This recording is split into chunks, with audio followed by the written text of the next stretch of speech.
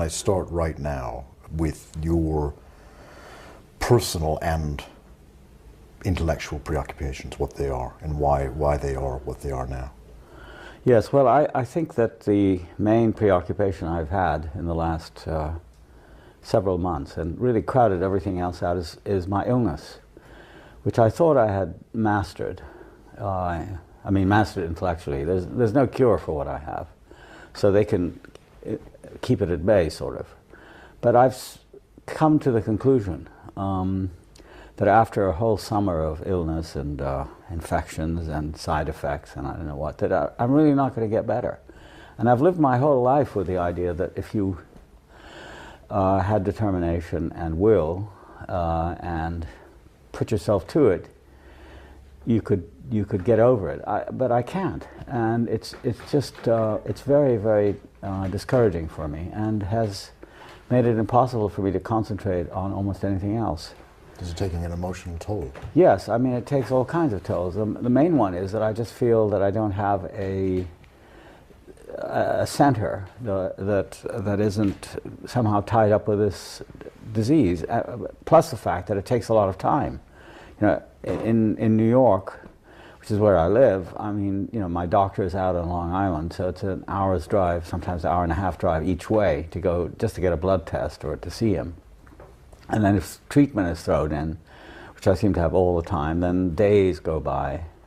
And then the effects of the treatment wear you out. And then, of course, in the hospital and when you're not well, it's very, very hard to do anything else. I've tried my hardest, and I'm very strong about these things. The reading is almost impossible. I lost my ability to listen to music, which has really been crucial to my whole life.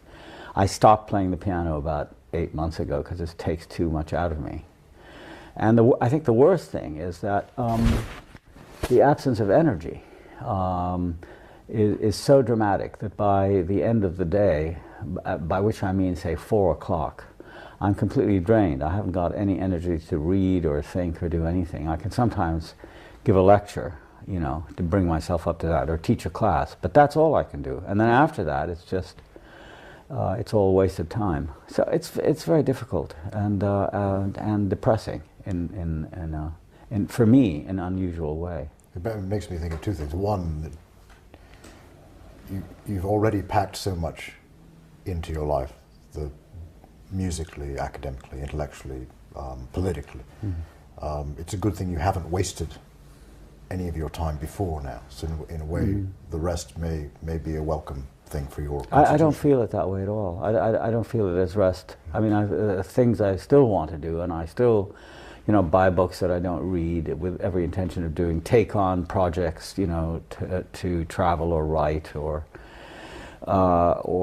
plan, which I can't do. And I find it very difficult to turn myself off.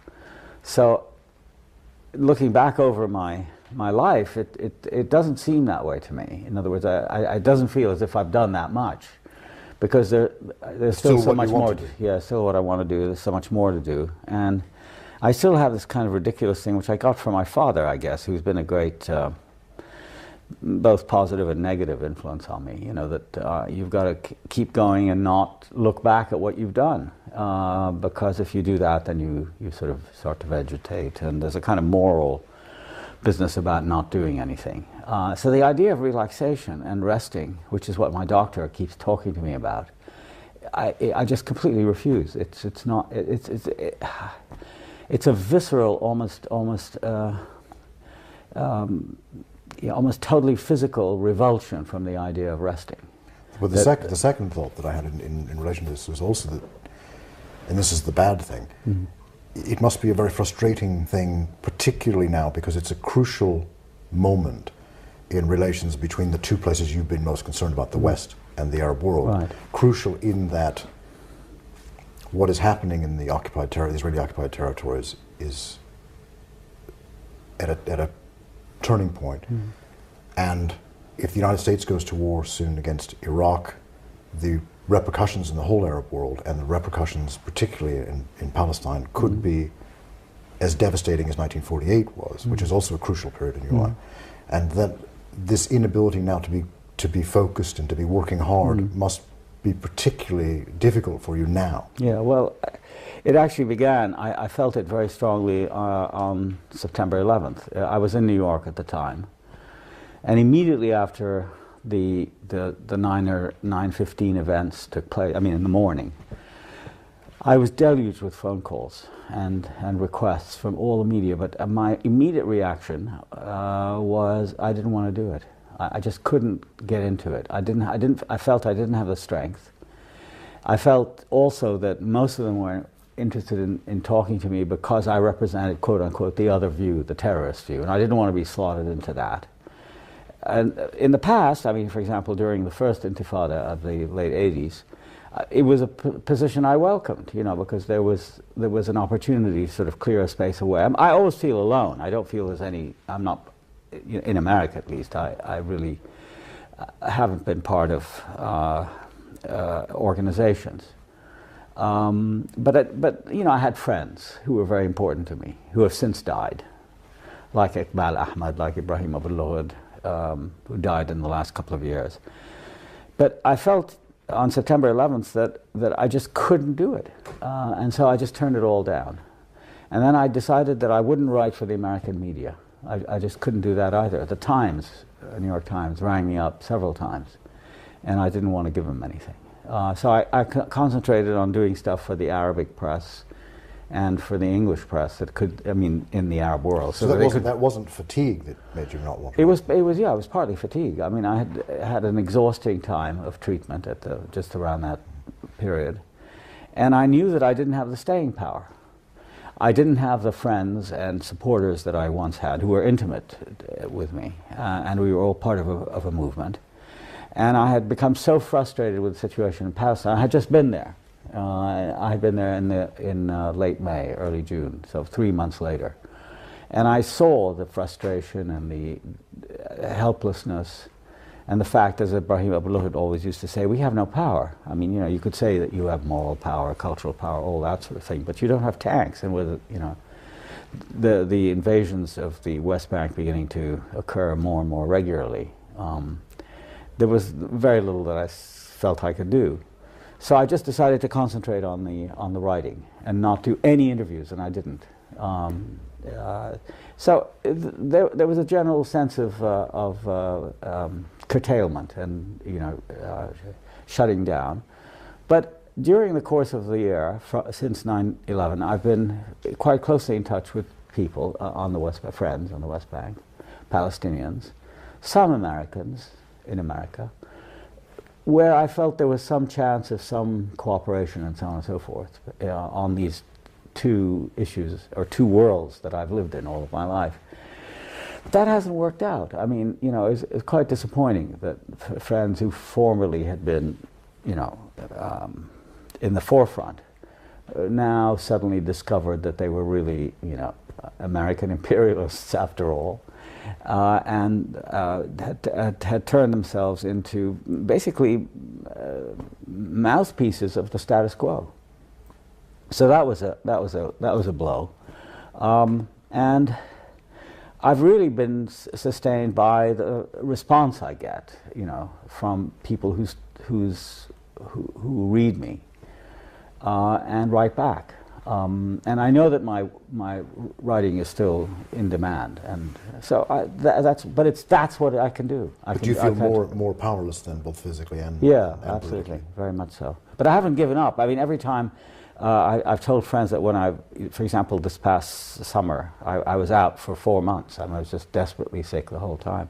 And the one thing that kept me going is I'd flash a picture of Sharon in my mind, and I'd get up again. I'd be angry. Like a and you know, re-energized for a bit, you know.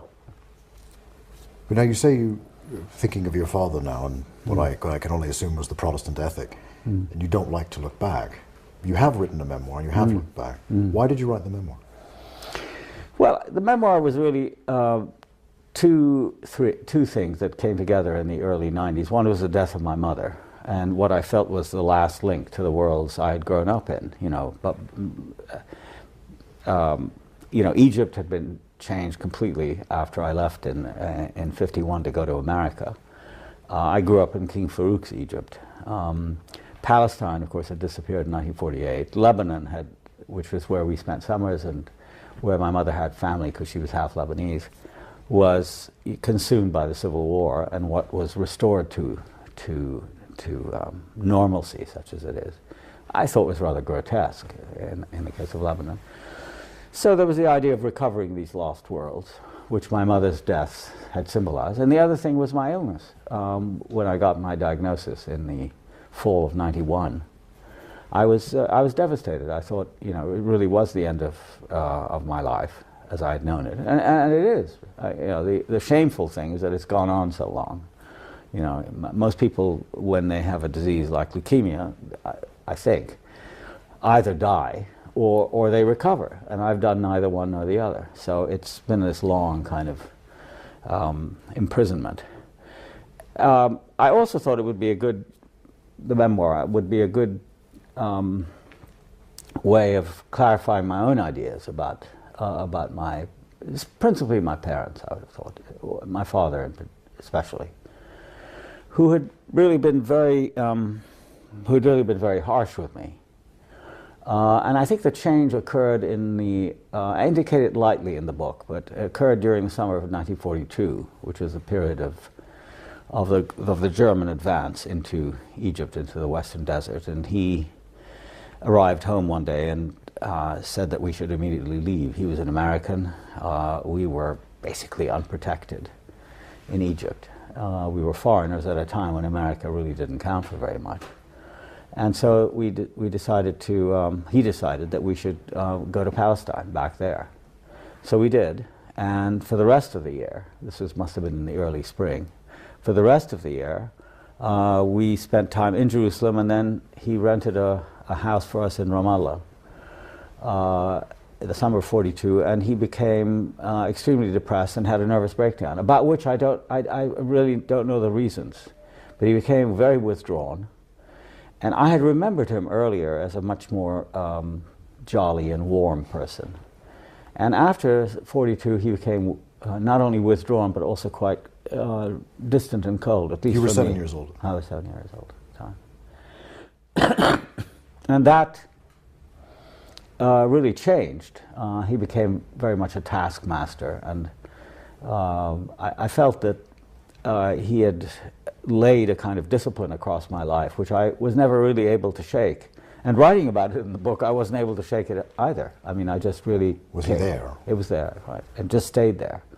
But it sustained me during the course of the early years of my illness, which were quite difficult because I got a lot of infections and so on. And so the idea of writing one, steady work was quite important for me. That's what I miss right now. I don't seem to have that. In the book where you seem to me to be baring your soul and saying a lot of things that people might like to keep to themselves. Because perhaps I should have kept it. No, I'm not saying that. Because that's what makes it an interesting memoir. But in the writing of it, did you make connections that you hadn't made before because you hadn't had time to think about it before? Yeah, many of them. For example? Well, I mean, for example, the awareness of my family, which I had never really thought about. I mean, it was really also marrying my wife, whom I met and married in 1970. We got married at the end of the year.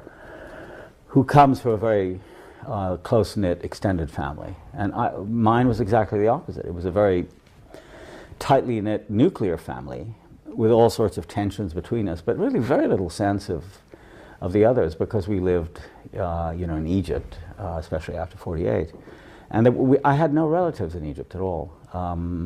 Later they dribbled in because of Palestine, but up until that point, none. And so we were quite alone, and I just never thought in terms of uncles and aunts, and they were just not a part of my landscape.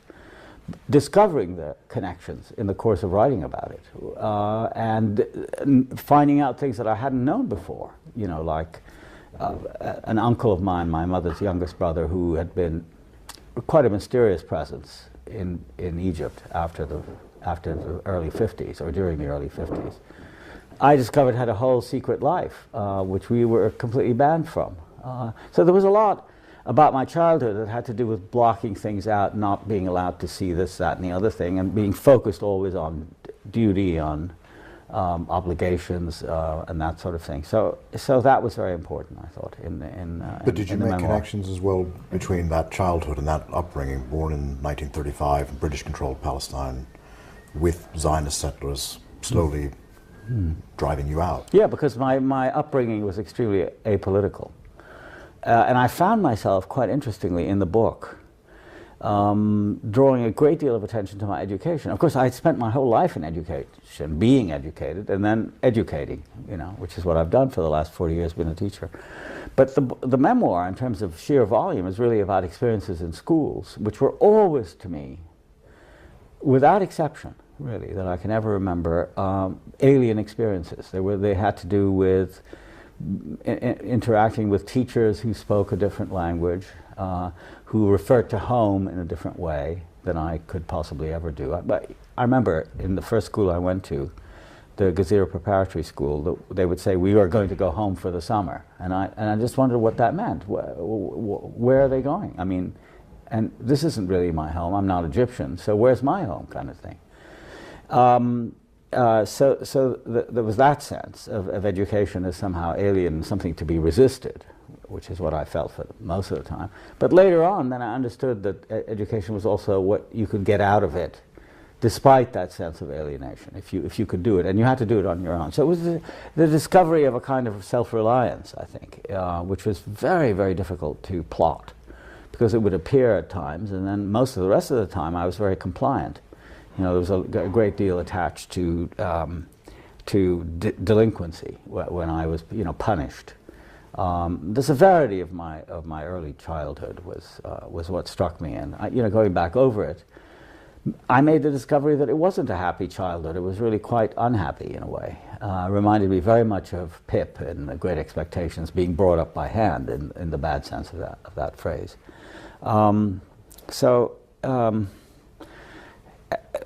Gradually the politics of it became apparent. My hope in the memoir had been, and my determination had been from the beginning, not to write about politics, but to let all the subsequent events appear in the cracks, as it were, of my narrative. And I think they did. I mean, the instability of Egypt during the Farouk years, of which I was completely unconscious. I had no idea.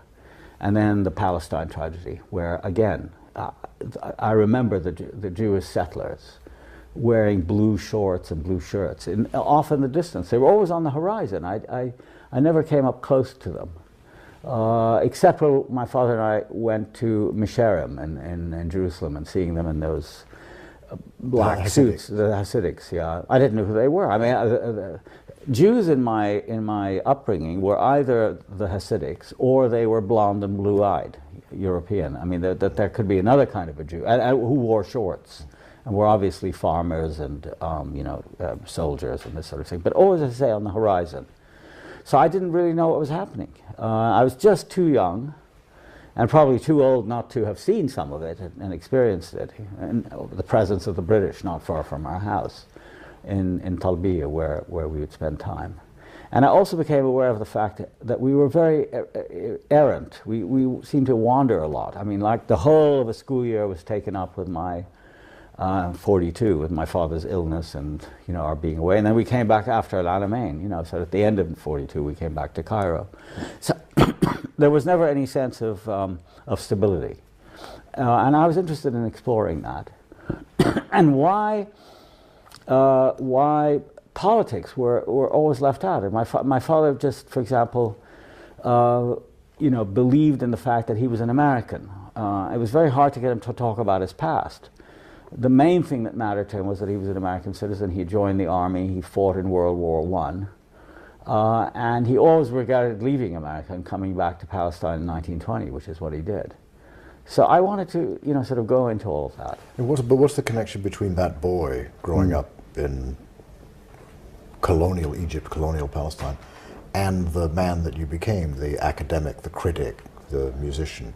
That's the connection that I'm interested in. How do they play against each other? Well, it was very hard for me to establish a connection because I didn't see it. The one thing that I was able to note, really consistently through my childhood into the present, was my interest in language and in music, and they were almost exclusively connected to my mother.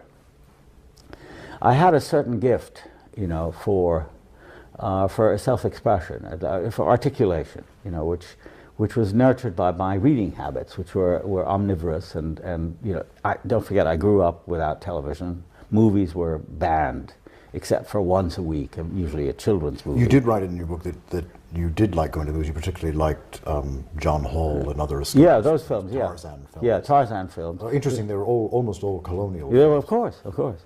And I always identified with the colonialists, not with the. You know, Fanon talks about that. He said when he saw the Tarzan films in Martinique, he identified with Tarzan, not with the blacks he was always destroying and, you know, screaming at and throwing knives at. But when he went to Paris and saw a Tarzan movie, he identified with the blacks. But of course, I was there. I was in the colonies. I identified with a white man.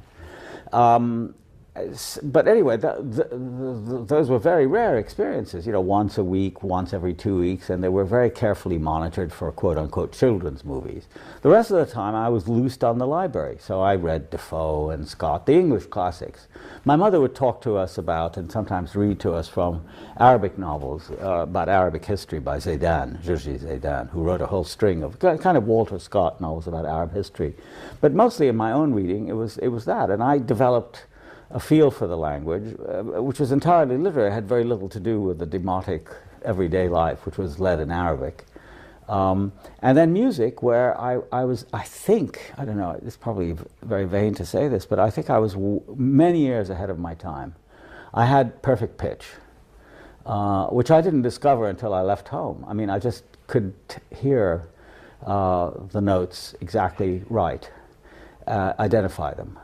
I had a perfect memory. I could remember a piece from the moment I heard it. My mother used to say, for example, that at the age of 1.5, or even maybe 2, I had memorized 40 or 50 folk songs and nursery rhymes. And when my cousin, who played the harmonica, would play one of them and make a mistake on purpose, I would start to cry and remonstrate against that. And then, of course, we had some records. I didn't go to many concerts. There weren't that many. It was thought of as not for children. But I recognized that they really meant more to me than anything else, listening to the music. It was all classical music? All yeah, any I Arabic never, music? no. Arabic music was exclusively, as I recall, connected with family events. 1 or 2 of my uncles, you know, very rare. We didn't have that many family events, but if we did in, say, Palestine or in Lebanon, never in Egypt, one of my uncles would play the oud and they would all would sing together, but it was like Greek to me.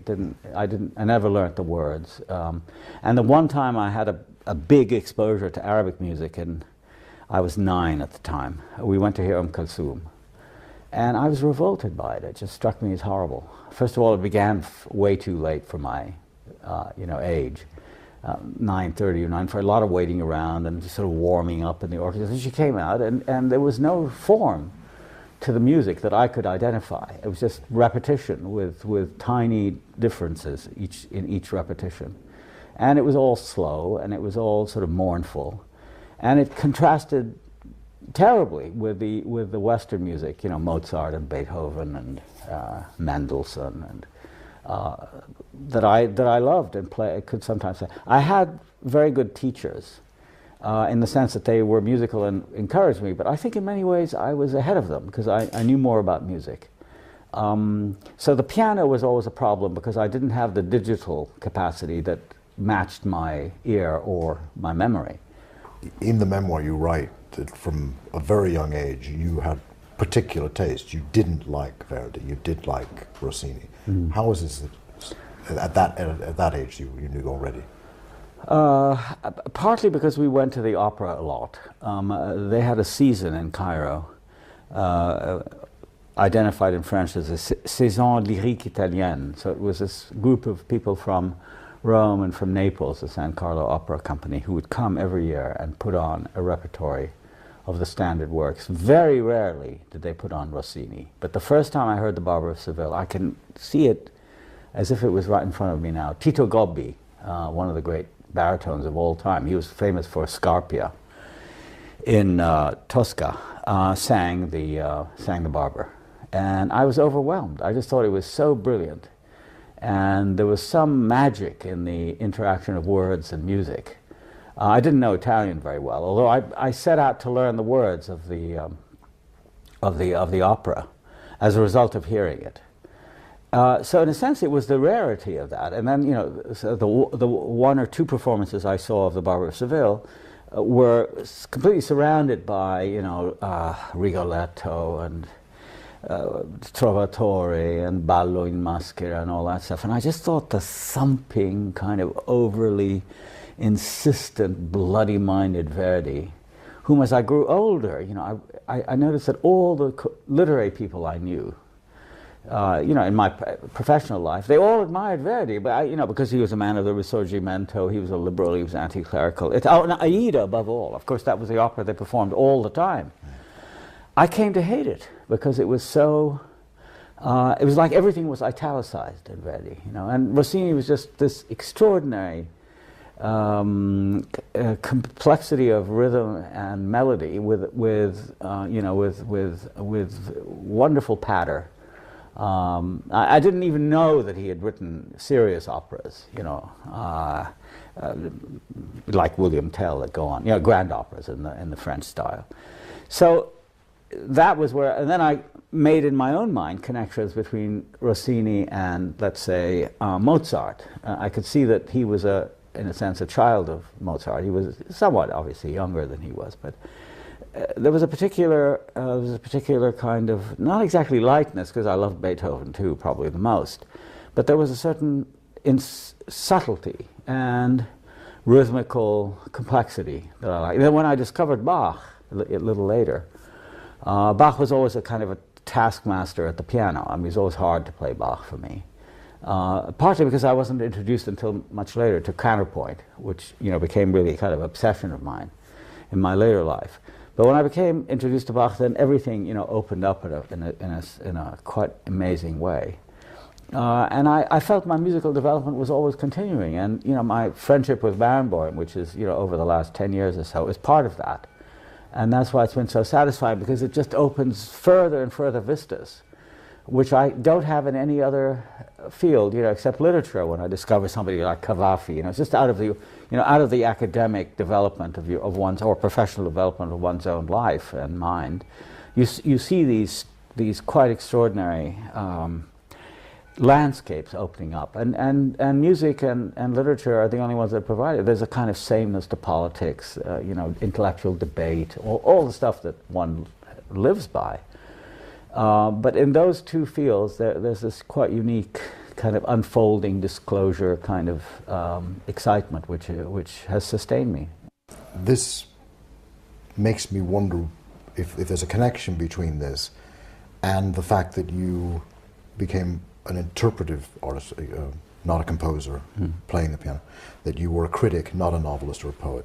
You said when you went to the cinema as a child, I luxuriated in the sanctioned freedom to see and not be seen. Is there some, where does that come from? Why did you want to see and not be seen? And also, does that have something to do with the fact that you're a critic and not a novelist, that you are a pianist and not a composer? No, I don't think with that so much, but I mean, I think the idea of performing is something that I find very odd and very strange, and somehow, to me, not really interesting. I mean, I give lots of lectures, which are certainly public occasions with audiences and so on, and I'm quite good at it. But it doesn't really mean that much to me. What really means much more to me is the privacy of my own thought, where I am interacting with something, whether it's a piece of music or a piece of literature, and I've really, in a sense, stopped feeling the difference between what I do as an interpreter and a critic on the one hand, and say a novelist on the other. I mean, I think in many ways they've come together for me. So I don't write fictions with characters, but I see the same kinds of patterns in what I write, whether it's about a novelist or about some concern of mine, because I'm very interested in form. I would say I'm a formalist, and abstractions, patterns that are behind the actual structures of a work of art or a piece of writing or an essay matter to me in a tremendously urgent way. whether it's in music, or in words, or in structures of feeling. And it seems to me my whole sort of life pursuit is to try to give those different expression using different media, whether it's words or music in a different way, or trying to find not exactly equivalents, but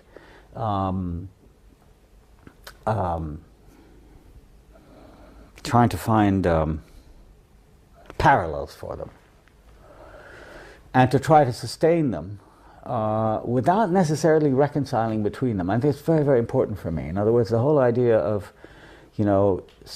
of narrative is very important for me. Okay, I mean, stories matter a great deal, but it's not the stories that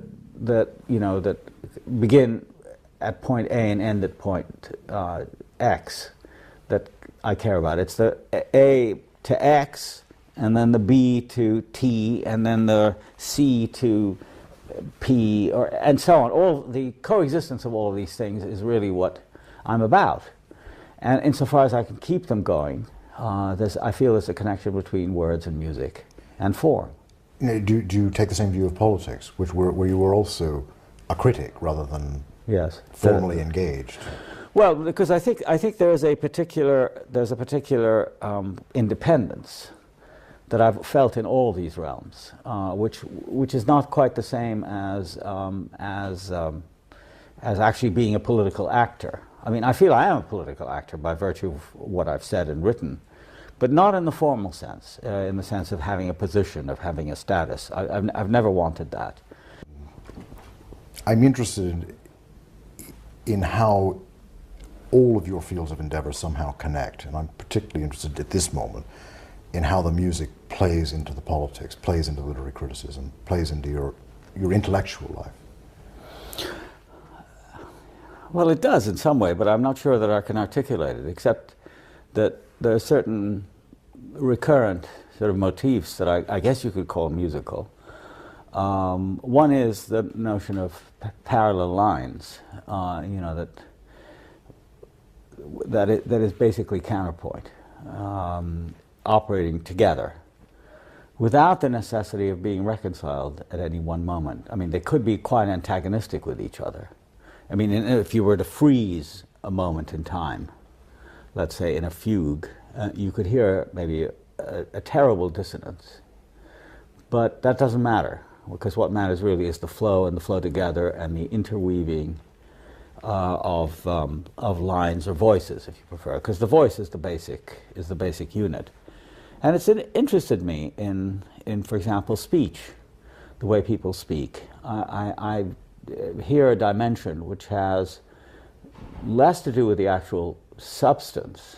Very often there isn't a substance, but just even normal speech patterns in conversation or formal rhetoric that brings to mind other speech patterns that I've heard and somehow retain and play off against each other.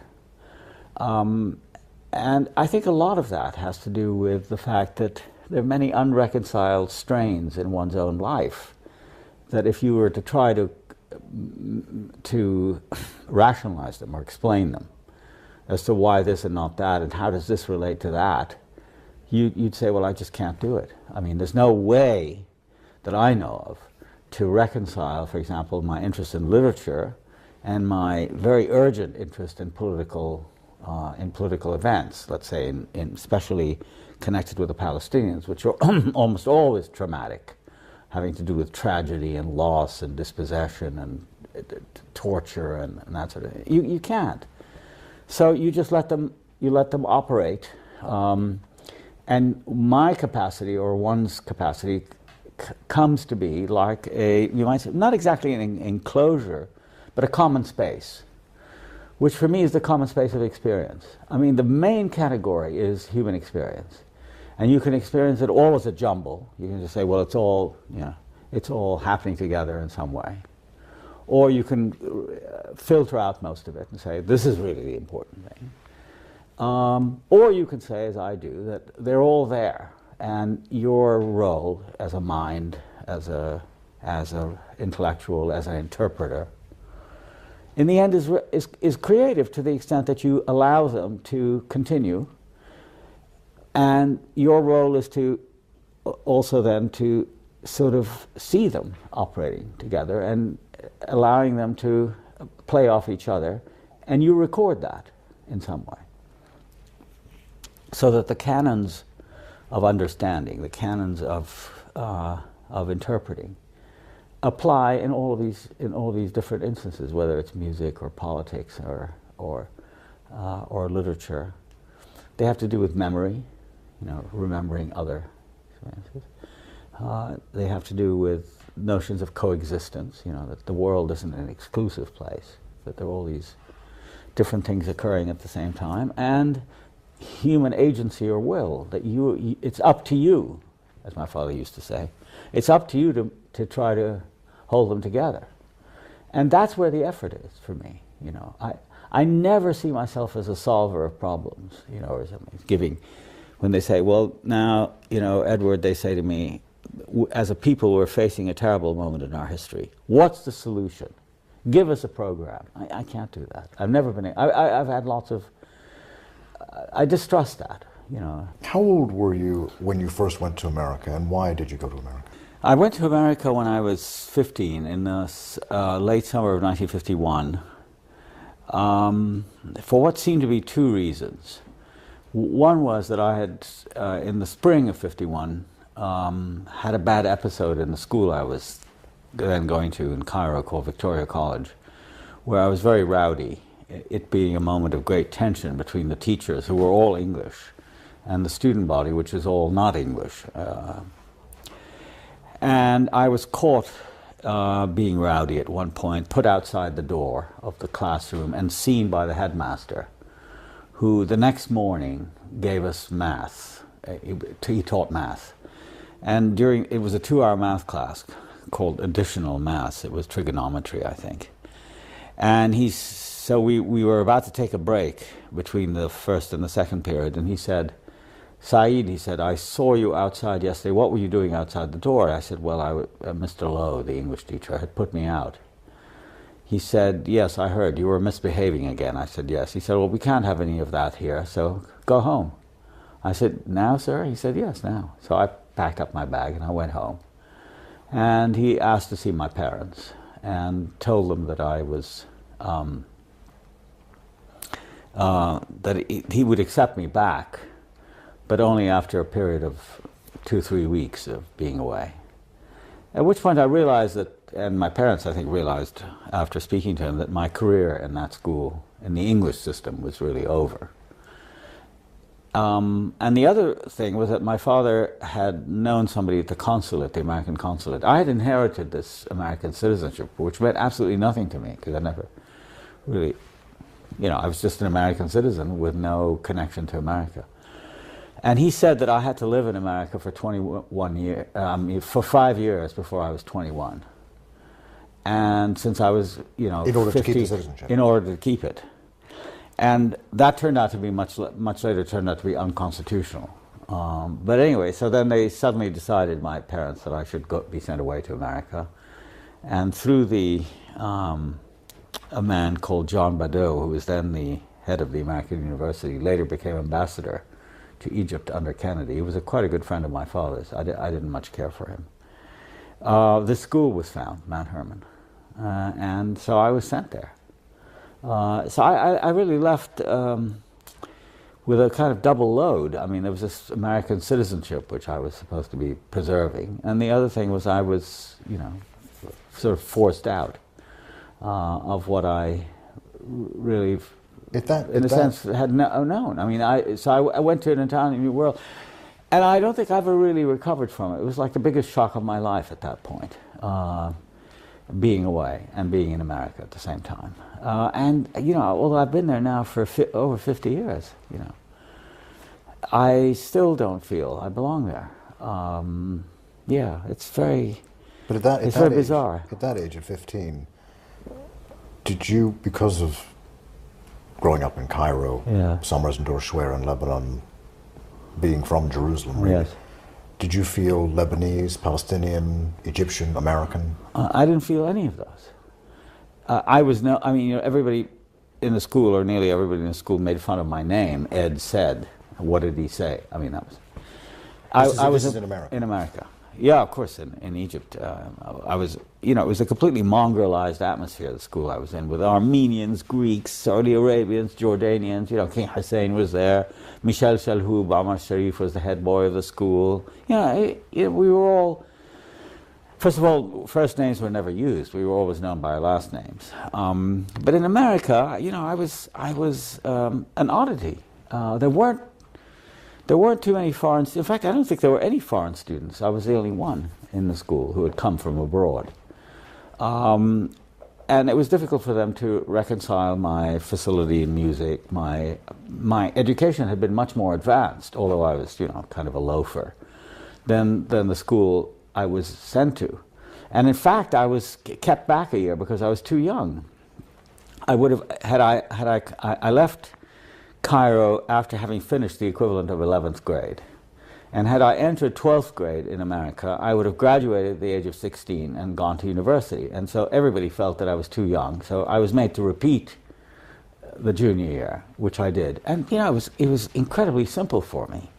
Maths, I already had 2 years of trigonometry and calculus and this sort of stuff. In English, I had read everything, and to be asked to analyze a play like Macbeth or The Emperor Jones, which was another one that we did in those days, or Sinclair Lewis, it was child's play for me. And French was the language offered, and of course I knew French very well. So I had a very easy time of it academically, and very quickly shot to the top of the school academically. But in other ways, I was floundering the whole time. I mean, and all I could do was to try to retain bits of myself to get through the day. But I was overcome every day by homesickness and longing to be somewhere else. Obviously near my parents. And what my mother gave me, which was a kind of sustaining affirmation, which I didn't get in the school at all. I always felt I was delinquent. Was it a boys' school? Boarding school. Boys' school. Boys. And boarding school. Religious affiliation? There was a lot of chapel. I think it was 5 times a week. It was a school founded by D.L. Moody, the great evangelist, so there was a lot of emphasis on that. And I completely resisted it. I went through unscathed. I was clever at it. Everybody had to write a paper on D.L. Moody once in the junior year, so I wrote one. And I don't remember what I wrote. I just wrote nonsense, but it was, I got an A or something.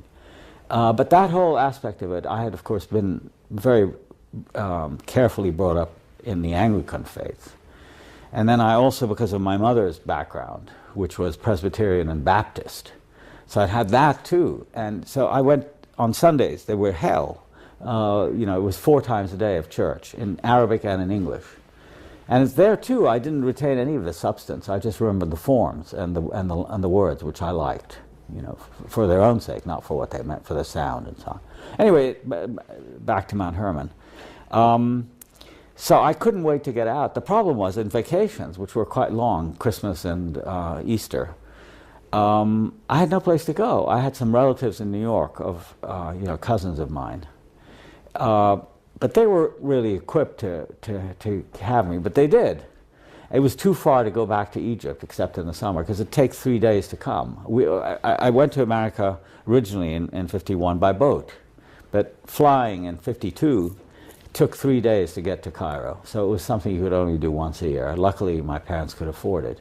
So I'd go back, and I'd spend all the time dreading when I'd have to return, which I did, of course. And what I developed was a kind of, on the surface at least, a kind of hardened, I don't know what the word in English is, habile in French, a sort of semi-professional attitude to the things I had to do. All the time feeling miserable inside, not exactly crying, but regretting one thing or the other, missing my family, missing my room, missing the language, which I didn't hear at all, Arabic, while I was there. And then over time I developed quite a sense of being able to do 2 things simultaneously. to carry on in the school, you know, getting all the things right, and then sort of going my own way underneath that. I mean, there was always another self where I could develop in fields that interested me, like philosophy, which I first became aware of at Mount Hermon through the chaplain. And I first read Kierkegaard when I was at Mount Hermon at the age of 14, and Plato I discovered. So they were always sort of a self-education. And in the formal aspects of education, I just became a pro, as they say. But did that give you great self-confidence? No, not at all. I mean, it's funny, on the surface, I suppose, I carried myself with a certain confidence.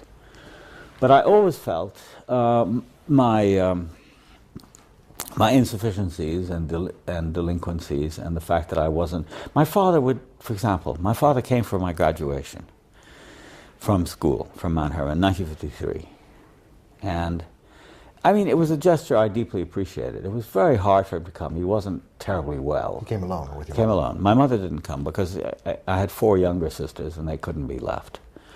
And it was such a long trip. Anyway, he came, and the first sort of question I remember him asking of the teachers, I mean, since it was like a whole day affair, was, how did Edward do? And they'd say, well, he did very well. I mean, he was second or first in the class or something like that. And then he said, yes, but did he do his best? And, you know, most of the times the answer would be, well, not quite really. You know, he could have done better, my father would say. So I always had that feeling, you know. I mean, I don't think he meant it to undercut me, but it impressed me, the fact that there was always something that I hadn't done that I should have done, you know. So, which is, I mean, in the long run, it's a good feeling to have, because then you don't really rest on your achievements and say, well, I've done that. You know, there's always something more to do. I didn't have any social graces, and I was really came from a very repressed background with regard to girls. And Mount Hermon was a co-ed school in the sense that there was a girls' school across the river, affiliated with and part of the same institution, but they were separate. So we would have dates, and you could only have a date on Saturday, and it was miserable. You know, and then I went to Princeton as an undergraduate, and that was a boys' school too. In those days, in the 50s, it was a boys' boarding school with a little country club thrown in, no girls. And there too, I mean, I did very well academically, but my real life was my own. It had to do with music and reading stuff quite outside the formal. Was that an escape, or was it something else?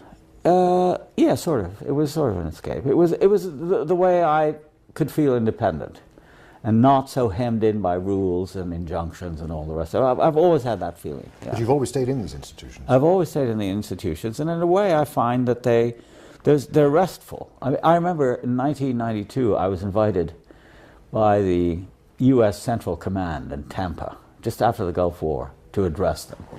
And I debated as to whether I should go or not, you know. And then my friend Iqbal said, listen, Edward, they want to hear you talk about the Middle East. And I said, yeah, but they're the enemy. He said, yeah, but those are the people you should talk to. He gave me an example of his own, having gone to Iqbal Ahmed. He had gone to speak at West Point during the Vietnam War. And so you shouldn't be afraid of doing it, and it's not if you don't compromise your position. So I did. And I met one of my classmates from Princeton, who was a general in the Marines, and he was in charge of the Pacific Command. He had come all the way to Tampa to hear me. And we were both members of the swimming team. And the thing that I took away from it, aside from the fact that they gave me a wonderful reception and agreed with everything I said, and they said it was just the politicians in Washington who made them do all these terrible things. But the one thing I remember from that experience was how wonderful it was to be in the Army. Or, I mean, in the services, because everything was taken care of for you. You didn't have to worry about... You don't have to wonder what to wear. You don't have to worry about what to wear. It was always pressed for you, especially if you were an officer. There was quite a variety of uniforms, many of them quite beautiful. I've always been very interested in clothes, so that was terrific. And you don't have to worry about reservations and planes. I said, how did you come? He told me, well, I got on a plane. I said, well, from Hawaii, it does seem like He said, well, you know, we have the Air Force, or, you know, there are all these planes. More or less indicating to me that he just got a plane for himself. So he said, when you come to Hawaii, you've got to Honolulu. I've never been there, haven't. He said, you've got to look me up. I said, yeah, well, I'd love to. Give me your card or some way to reach you. So I hadn't seen him in 40 years. So he said, a card? Yeah, of course. And he said, there was this Batman of his who was a colonel who was carrying his briefcase with his cards in them. So I thought that was great. That, reflecting on it, it gave me the idea that in some ways institutions are fantastically useful, like those, the schools, armies, you know, where you don't have to think about all this other stuff. And you can get on with your own. Concentrate on killing people. Well, in their case, in my case, concentrate on making it harder for the ones who do. You know. Has it been very hard for you in your life? Okay, your family were Protestants, so detribalized in Levantine terms, no longer belonging to one of the conventional... Yeah, Orthodox, Greek Orthodox. So they left that, so they're already cut off. Yeah. Then you're cut off from Palestine in 48, cut off from Cairo and your entire family in 51, in this strange new world. Where did you go for sustenance, for a company, for support? Because I know in the Middle East particularly, people don't think of themselves as individuals. They think of themselves as parts of something. Yeah, I didn't have much of that. I didn't think I was part of a larger whole. So a lot of the time I was developing a kind of independence of my own, as I said, outside my main identity, which was, as I grew older, you know, I became a professor and a scholar, and so on and so forth. But I always had this other life, which allowed me to make connections with people. I mean, as I saw, it was useful or pleasurable for me. It's a kind of great luxury. Many years ago, I devised this scheme. It's a verbal one, where the difference between filiation and affiliation. Where filiation is, you know, what you get from your inheritance and your background, and, you know, being a son, which is what I was. Affiliation are connections you make when the others sort of fail or break down. And since that filiation for me had always been a problem, I really spent a lot more time affiliating, making connections with people through my work, through politics, always across lines, you know, with people who were quite different from me, and intellectually, people who were at the opposite extreme. I mean, that's the greatest pleasure of all, you know. People whom in everyday life, for example, I would have nothing to do with because it'd be so reactionary. But you know, to get from them or to somehow connect with them in ways that were sort of against the grain, that's been the greatest thing. And who would you think of in this regard? Well, I mean, the close friends I've had, you know, who have been so different from me. Well, like Iqbal Ahmed, who's an Indian from Bihar who became a Pakistani, came from a very devout Muslim background. Who was a kind of wandering revolutionary. And here was I, you know, deeply embedded in the institutional life of the university. He never was. And, you know, we had these strange connections with each other through Palestine, through the Third World, where we both became known. He was a great orator. And he was so itinerant. You know, wherever he went, he would do interviews. He had connections with people. In my case, it was always my writing that preceded and gave me a kind of reputation. But we had this very close bond that was deeply unlikely if you look at me in terms of my background and where I came from. I mean, you know, Iqbal then became a friend of my mother. I mean, you know, he would come to our house. But it was a very unlikely thing that would never have occurred in my childhood. Then, intellectually, you know, one of the great influences on me was an Italian philosopher that I read when I was about 20, called Vico, who was an 18th century Neapolitan, who was a professor of Latin eloquence. I think the single most powerful intellectual influence on my life has been Vico, Giambattista Vico, and there's nothing that we have in common. I mean, he was a devout, Christian Latin scholar, you know, very choleric, seemed like a very unpleasant man. A lot of the people I've admired in terms of writing are deeply unpleasant. Conrad, you know, who is the great figure of my sort of imaginative life was a Pole who learnt French first after he left Poland as a 17 or 18-year-old, and then worked in the French merchant navy, and then became an English sailor, and became got his master's certificate as a captain when he was close to 30, and then became an English novelist. Also a deeply unpleasant man from all accounts that we have of him, but his work has haunted me. So those kinds of connections are the ones that really interest me, not the ones with people who are like me, who come from similar backgrounds. But as I grow older, I realize that there aren't any people who are like me in a way. That there's a kind of, as the English poet Gerard Manley Hopkins said, there's a wonderful line which has meant a lot to me. All things counter, original, spare. And I've tried to maintain that view of things, that where everything is original, and I've sought it out rather than trying to find likes. It's the unlikes, and the asymmetrical, and the unreconciled, which is also the core of the counterpoint, I think, the idea of the counterpoint. With this richness of friendships and of interest, would it be fair to say that you really don't have any regrets about not having been able to stay in Palestine and not having been able to stay in Cairo and not being confined to that society from which you came? Yeah, I don't have any regrets. I mean, because I don't know what it means. I mean, it's strange. I mean, my most intimate relationships now are with my family, my immediate family, my wife, who changed my life when I got married to her in 1970, because it was a reestablishment of contact with the Arab world. And of course my own children. But for the rest, it's been very itinerant, and I've had the best of it, I think.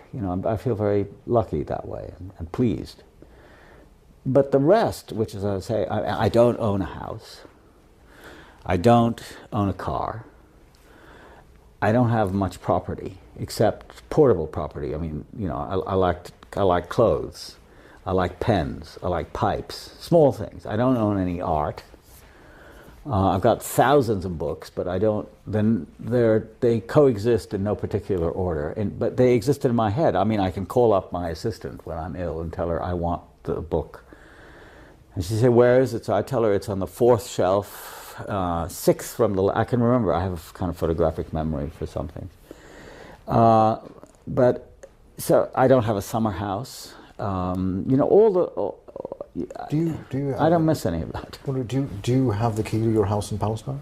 No, I don't. Did your In family keep it? fact, when no, I don't even know. That story I heard, only in the last 25 or 30 years about people keeping their houses. But when I first went back to Palestine in 1992, it was interesting because the house that I was born in and that was my family's, I grew up thinking it was really owned by my aunt, she was the sister of my father, and she was married to her cousin, who was my father's cousin. And it was a large house. I didn't really know who owned it. I mean, I assumed it was our house, But then I called up my cousin, Yusuf, who lives in Toronto, who's now in his middle 80s. I'm still quite close to him. And I told him, Yusuf, how am I going to find the house? Because in those days, there were no street names, as there still aren't in places like Beirut, for example. So he said, I'll draw you a map. So he drew me a map. And then I said, listen, could you send me the title deed of the house, so at least I'll have something and challenge the, sort of Israelis who were living in it. And he sent me a photocopy of a deed in Arabic, the Kushan as it's called. And it was very hard to find the house because the whole neighborhood had changed tremendously. This is Talbiya. In Talbiya, yeah. It was quite sparsely inhabited when I was there and when I left for the last time in 1947. But now it had become a very fashionable part of West Jerusalem. I finally found it because of his map, not because of the title deed, which didn't have my name on it. It had all my cousins and my aunt and all that on the thing. But anyway, when we got there, it was that's the great irony about going back. It wasn't somebody else's house. I mean, I was ready to confront, as in the Hassan Kanafani book, you confront the people, the family who lives in the place of your family. Become an office. An office of what? It was called the International Christian Embassy, a fundamentalist, extreme right-wing, Zionist, Christian organization, run by a South African, married to a Syrian. You know, it became an office. And there was a thing, I took a picture of it, of the little sign outside the house, international office hours, such and so. And my daughter was saying, "Daddy, don't you want to go in and see?" I was pointing to the room I was born in, because you could see it from the street. This house was completely unchanged. I remember the pine tree, and there was an orange tree in the garden where my sisters and I used to play, and my cousins. And I just couldn't go in. I didn't want to go in. I mean, what would it be like to go into a house that had become an office? So I realized that going back, really, there's not much. And before the Christian Embassy, Martin Buber had lived in that house? No, he had lived, no, it's complicated. He had, yeah, well before, but he had lived before 1948. It was during the period when my aunt and her family were in Egypt, where her husband had a brain tumor, which they thought at the time could be cured by salts, and they lived in Helwan, 3940, and sublet the house to Buber. And then when they came back, he wouldn't leave, so they took him to court. In the meantime, my uncle had died, and my cousin Yusuf was in charge of the court case, and they won the case. And Buber was forced to leave, but he asked my cousin if he could stay out another year or something like that, academic year. He was teaching at the Hebrew University, so they came to an amicable agreement. And then from then on, they lived in it till 48, for those last 8 years. Okay. Why is it, do you suppose, that so many Palestinian men cannot go back into their old houses when they were first allowed to after 1967? Those refugees who were in the West Bank, often their wives or daughters would go into the house, but the men wouldn't. And subsequently, after Oslo and so on, when other people came back, again the problem: men overwhelmingly could go and look at the house, but as in your case, just couldn't go in. Well, the first answer that comes to mind is shame of some sort. I don't know, and embarrassment, but. A friend said that another reason is probably that it's some form of etiquette, that it's the woman who does the visiting usually in Arab culture and feels more easy about doing it. I think it's a form of myself, sort of male cowardice, you know, because it has to do with who lost the house. And there's certainly a responsibility that's felt by the man who left. But it's a man's duty to sustain his house. What? It's a man's duty to protect his family. Or at least not to leave, yeah. I mean, I think that's been the most unsettling question of all for me, looking back over the events of that time, is why did so many of them leave? My cousin, for example, who is in his mid-80s now and was the last member of my family to leave that house, I've talked to him about it many, many times. And,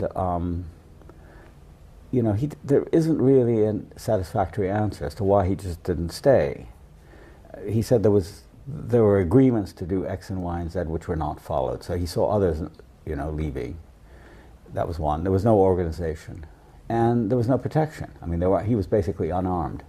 And especially in that district, which was not very crowded. I mean, there weren't lots of houses around there. It was just basically the Said house, and then there was sort of empty spaces around. He felt isolated and vulnerable. And the other thing, of course, is that one of the first things they did is, when they could, they sent the wife and the family away first, just to make sure they were in safety, and they stayed as long as they could. So I think there's a combination of shame and perhaps guilt, embarrassment. Didn't the massacre at Deir Yassin play a role in that as well, as an example?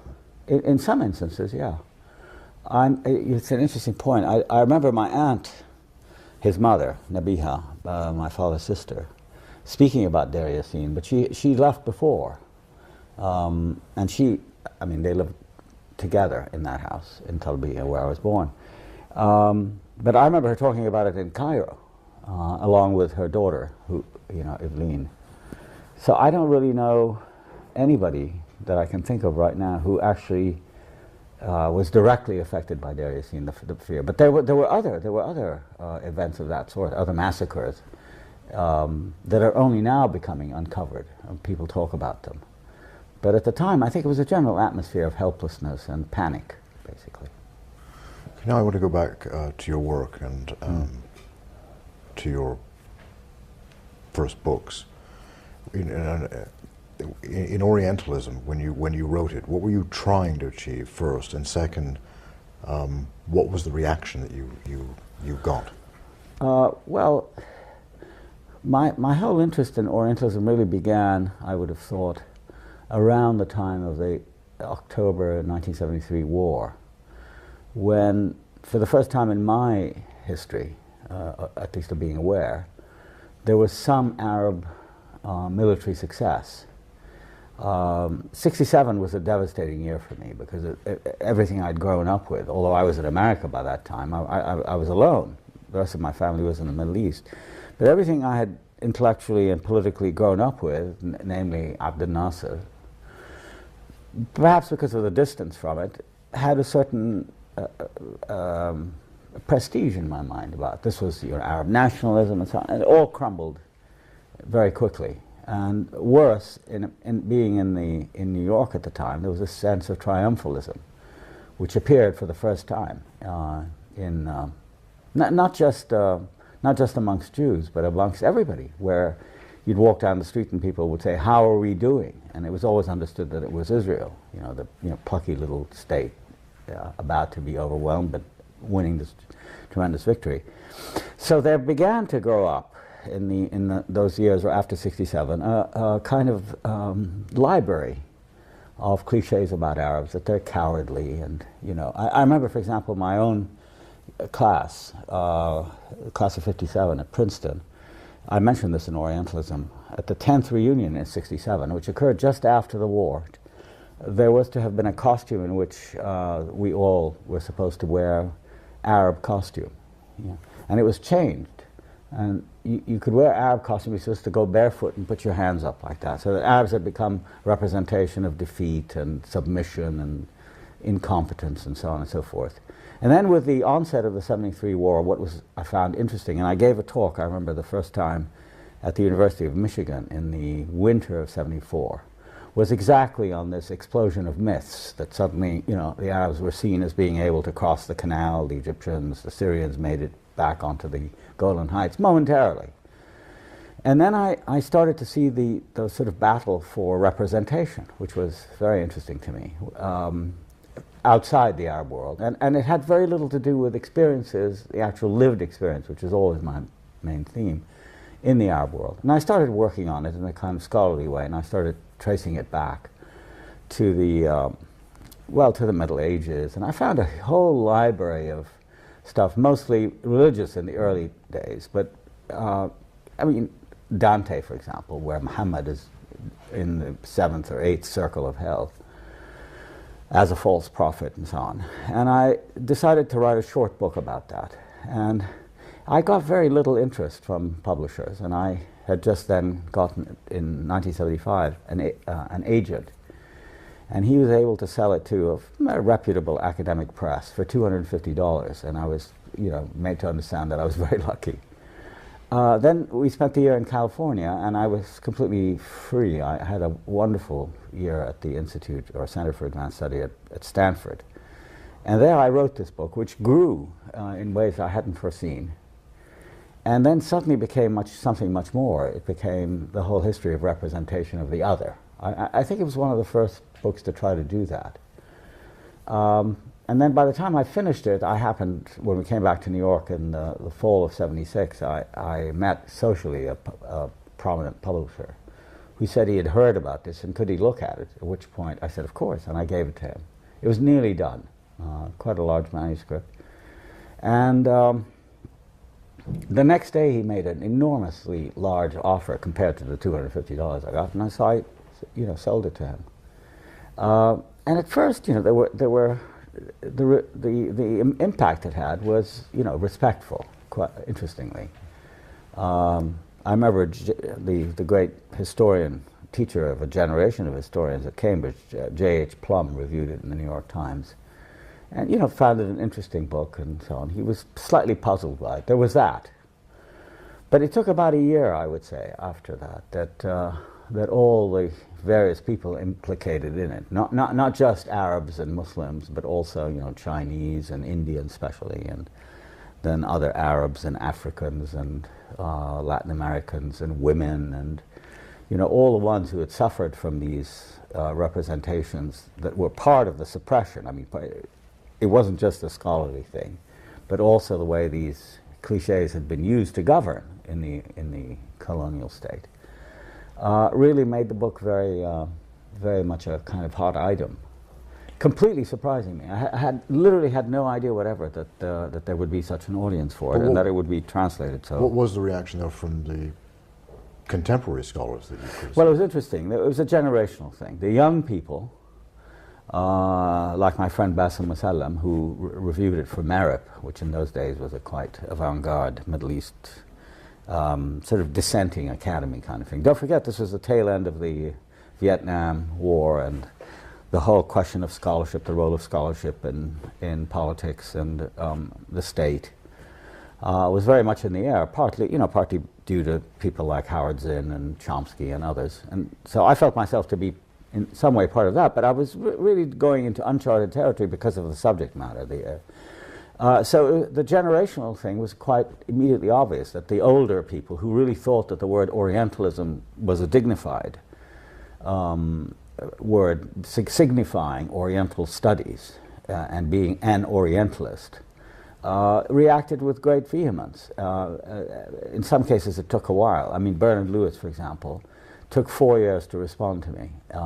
In the pages of the New York Review, they gave him 15,000 words to write a tremendous attack on me, which I responded to.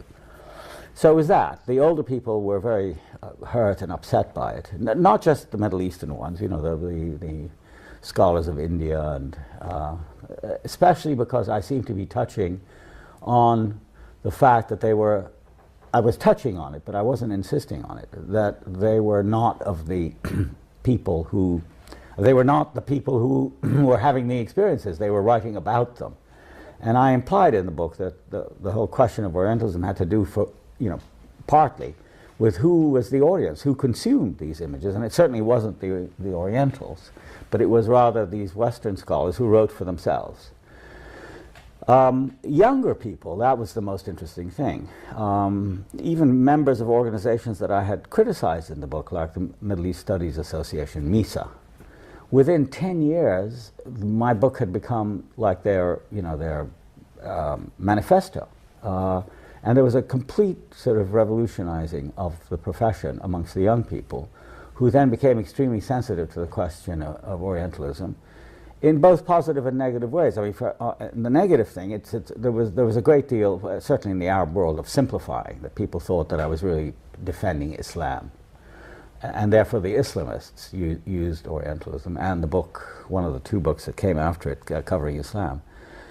Whereas I have nothing to say about Islam in the book at all. I mean, there isn't really anything at all about it. And then others used it as an excuse for a kind of nativism, that only Orientals should write about themselves, which I say explicitly is not what I believe in, the insider-outsider argument. And then there was a whole question, which I think was perhaps the most damaging and serious misreading, which still goes on today, which is to suggest that I identify Orientalism with imperialism, tout court, in other words, that if you study another, you're automatically being an imperialist and a racist, which is, I don't say that. But there are instances of that. Well, of course, yeah, I mean, but I don't say that it's necessary to be of it in order to write about it. In fact, I say quite the opposite at the end. And I end with what I think are quite, interesting open questions about how does, in fact, one talk about the other without making use of these hobbles that are so difficult to dislodge. The pictures we have in our head of what other people are like, that we get from popular sources, in the case of Orientalism, with Islam, of course, there's a long religious background. But in the book, I trace it back to the Greeks. I mean, the Greeks always had their barbarians, and that, whole question of the other was one of the things I pioneered. It became a cliche to talk about the other, or othering. It became even a verb. And Orientalism, of course. What's the core thesis? What is it you were saying Orientalists were doing? Well, I made a distinction between two things, really three, but one was the whole question of this division of the world into Orient and Occident. I said that it's in a certain sense ahistorical. I was accused of that. And I say you can go back to the Greeks and find it there. Herodotus talks about it. And I call it an imaginary geography because I make the point there's no line on the map that says, from here on it becomes this or that. So, so that seems to have had a long-standing place in culture. By the end of the 9th century, the Orient becomes identified with Islam during the rise of Islam. So the first 400, 500, 600 years afterwards in Europe, writing about the Orient is polemical. Yes, there are people like Marco Polo and others who write about the Orient as a place of marvels, and the whole question of strange beings, Prester John, and there's a whole literature about that. But in addition to it, and gradually overwhelming it, R.W. Southern, the great medieval historian at Oxford, wrote a whole book about it. It's part of the Christian polemic against Islam. So, they represent the Orient as a place of apostasy, of various heresies, of challenges to Christianity, very defensive, because, there they were. They crossed into Spain in 711, and they remained there until the end of the 15th century. So that was something to write about. And the third phase, which was the one I concentrated the most on, was Orientalism as it became at the end of the 18th century because of Napoleon's invasion of Egypt in 1798. It becomes the formal study of the Orient, scientific. It's no longer a matter of images and fantasies and sort of wandering off into the wild blue, but actual trying to pin it down. And so Napoleon, the Napoleonic expedition to Egypt was deeply significant, in my opinion, because he was the first conqueror of Egypt. And in the preface to this Description de l'Égypte, the man who wrote the introduction, a man called Fourier, says, everybody wants to conquer Egypt. Caesar conquered it, Alexander, etc., etc. So it's natural that Napoleon, the great emperor of France, he hadn't become emperor yet, but wanted to go there. But the difference between Bonaparte and all the others is that he took with him a team of scientists, archaeologists, biologists, anthropologists, or the equivalent thereof, and those linguists, of course. And as a result of his stay in Egypt, which wasn't very long, they stayed. They produced this immense book called the Description de l'Égypte, the idea being to take Egypt out of its sort of amorphous, distant state and make it a kind of object of European scrutiny and study. And the first stages were basically linguistics. Champollion, who is associated with the Napoleonic expedition, his identification of the Rosetta Stone and ancient Egyptian, and then Paris became the center of Oriental learning. So it was mainly linguistics, so you get down the languages. And then around that comes the whole question of the mores of the people, ethnographic observation. And I call it all textual because a lot of it had to do with writing it down, whereas before it had been legend and lore and this sort of thing. It becomes more and more formalized. And it leads to not only linguistics, but comparative linguistics on the origin of languages. And it becomes a university and academic subject.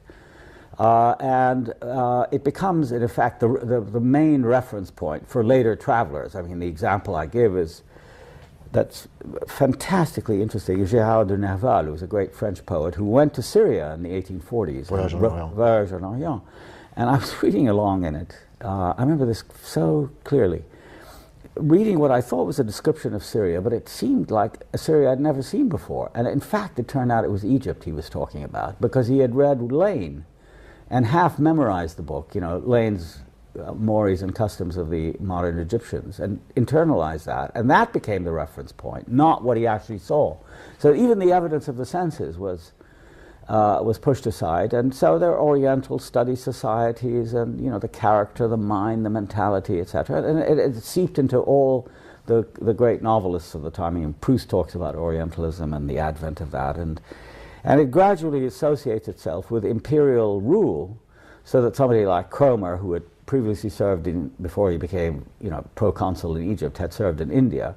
The Orient really became, again, an indistinguishable place because it's all the same. They can't think, they can't tell the truth, they can't walk in a straight line, they hate walking on the pavement, this sort of thing, the Orientals. And then at the end, I talk about the United States, how after the dismantling of the classical empires, the British and the French mainly, The Americans take over, but of course there it's social sciences and it's much more abstract because there's no history of deep interaction and there isn't the adjacency, the physical adjacency, geographical adjacency between the Orient and the Occident. And then I talk about the need to liberate oneself from this. And of course here, this is where the book had a major impact, which was on, you know, on developing countries who were in the post-colonial phase. But people like Fanon meant a lot to me at that point. And so the liberation of the mind, not just of the Islamic or Arab or Oriental mind, but also of the Western scholar, I felt, could be liberated by this sort of study. I think that's the most important part of the book. And were you writing, and I hate to put it this way, but were you writing as an Occidental or as an Oriental? I don't really know. I mean, certainly my training, and I was trained as a comparatist. I remember one of the most, to me, satisfying letters I got was from my old Harvard professor, Harry Levin, who is a known comparatist, probably the best known comparatist in America. When I sent him the book, he said, you know, this really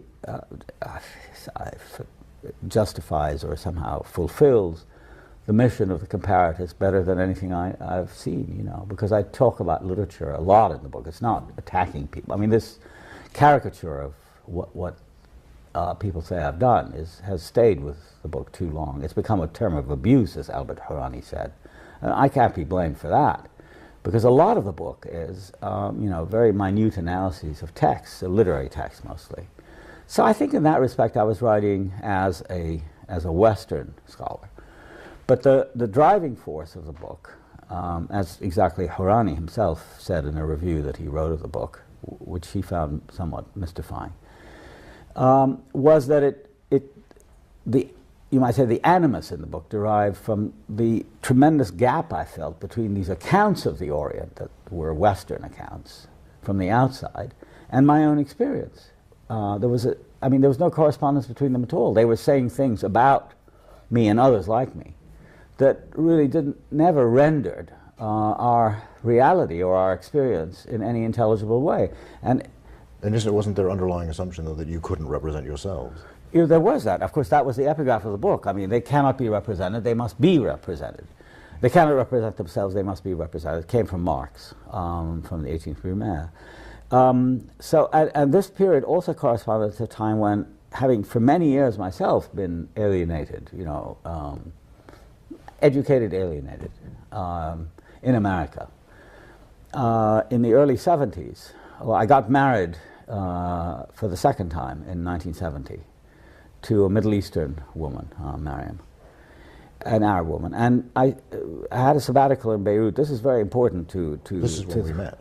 What? This is when we met, when you had This is when we met, exactly. We met in Beirut in 1972. I was there. You were lecturing on Foucault. I gave one lecture on Foucault, that's right. But what I was really doing, which you may not have known, was I was being re-educated or re-educating myself through tutorials on a daily basis with our friend, my father's old friend, a retired professor of Semitic languages at AUB, Anis Freha. And I would go to him literally every day, 7 days a week, for 3 hours, from 7 to 10 in the morning. He was an early riser. For Arabic? What? For Arabic. And I studied Arabic from the start, you know, which I'd never, I mean, I'd had it, I suppose, but I'd forgotten it or it had been pushed aside. And I focused on, first on philology, so I learned all the principles in a comparative perspective, because he knew Hebrew and Aramaic and so on. So we did that, and then after 3 months of that, we started reading texts. And one of the things that struck me is, of course, I had known nothing about them, was when we read Mahfouz, I read Al-Ghazali, I read Ibn Khaldun, I read all the great classics, Taha Hussein, etc., etc. I realized, you know, that even my own idea of what we were was so basically uninformed by the reality, which was much more complex and interesting, that was part of what went into the book. I said, well, how do these guys talk about this? And even the greatest of them, like H.A.R. Gibb, who was a professor at Harvard, a university professor when I was a student. I never met him or saw him, but I read his book on Arabic literature. I mean, it was, you know, an admirable book, but it treated the literature like it was written by dead people, you know, rather than the living expression of an actual, you know, human being, which is what so much of it was. Even the most classical, you know, like the poets of the Abbasid period and Ghazali and others. So that was very much at the back of Orientalism, although I didn't make any reference to it, except I was aware that one could talk about a tradition that lay outside the Western tradition with the same concerns, sort of existential human and humanistic concerns, and that was very important to me. But what was the connection you postulated between this scholarship, this Western scholarship about the Orient, and power? Well, the idea was that, going back to Napoleon, I mean, that if you wanted to, not just to go in and rampage if you were coming from the outside, but you wanted to go in and impose your own reality on these people by, to rule them. You had to know them. And then I remarked that all the great successful imperial adventures, well, not adventures, expeditions. I mean, of course, the next step was to look at the British in India, and then later the French in North Africa. After Napoleon's adventure was an adventure. It was short-lived. He was defeated by Nelson a few months after he arrived, and he left. But of course, the team of specialists stayed on to complete their work. It took them 4 or 5 years. But if you want to actually rule a country, you really have to do it by knowledge. You have to know the natives. And I noticed, for example, in the works of Kipling, his greatest book, perhaps his only good novel, Kim. I mean, it's the most satisfying thing he ever wrote. One of the main characters in the book is Colonel Creighton, who is, on the one hand, the chief of intelligence in India, but on the other hand is an anthropologist who's writing a survey of India. And that, the coincidence of knowledge and power, which is, of course, a theme developed by Foucault, had a very concrete embodiment in rule. And I felt that you couldn't really detach the circumstances of knowledge from the knowledge itself, that it was formed with the idea, in the case of, for example, Colonel Creighton of the British in India, there was always a dispute. I mean, do we rule the Indians according to their ways or according to ours? And Creighton and Kipling and others like them were the so-called Orientalists who said, no, we have to learn about them so as not to disturb their patterns of life too much, so they won't rise up against us. Let's keep them going. Then there were the others, especially the Americans later on, who, as we know, for example, from the Quiet American, the prescient novel by Graham Greene in the 50s, where the French leave after Vietnam. In Vietnam, right. And then the Americans come in with all these plans, a third way and all this sort of thing, in order to rule it, so they become more American. So in that context, you see also the association between knowledge and power. And of course, there was a big argument around my book as to whether there is any such thing as pure knowledge. I mean, why can't you, for example, read Sanskrit and just be enamored of the language and that's it? Well, I allow for that, of course. I mean, people do things because they want to do them. They don't only feel they have to do them. But as I try to show, the context, certainly in America, which is the America I grew up in the Cold War period, was very much circumscribed by questions of competition with the Soviet Union, so that the study of Arabic, for example, or the study of Russian, but certainly of the Eastern languages, was tied up with questions of national security. An act was actually passed to encourage the study of languages like Arabic and fund them to enhance American security. So, there's no you could love the language, but the framework is very powerful and impinging. And all I thought was to make people aware of it, that's all. I didn't have any particular thesis about how you should study, but that was later people. I mean, they tried to do that. In other words, liberating Orientalism from that kind of framework. Do you see that in the scholarship now with the discussion of America's proposed invasion of Iraq? Yeah, I mean, I think a lot of the, well, perhaps not a lot, but I mean, some of the discussion against the war in Iraq comes from younger scholars who have had experience and have been influenced by Orientalism. And I'm accused of this, by the way, by the Israeli lobby, which is, of course, very, very much in America pushing for war against Iraq. That there is a country called Iraq, that it has traditions, it has people. I mean, of course, it has Saddam Hussein, who's a terrible villain, etc., etc. But there is a society, there is a fabric, there are people. And that these are, that their existential realities taken into consideration. And all of these people, insofar as they know something about Iraq, have been influenced by the kind of questions I raised in Orientalism, 25 years ago.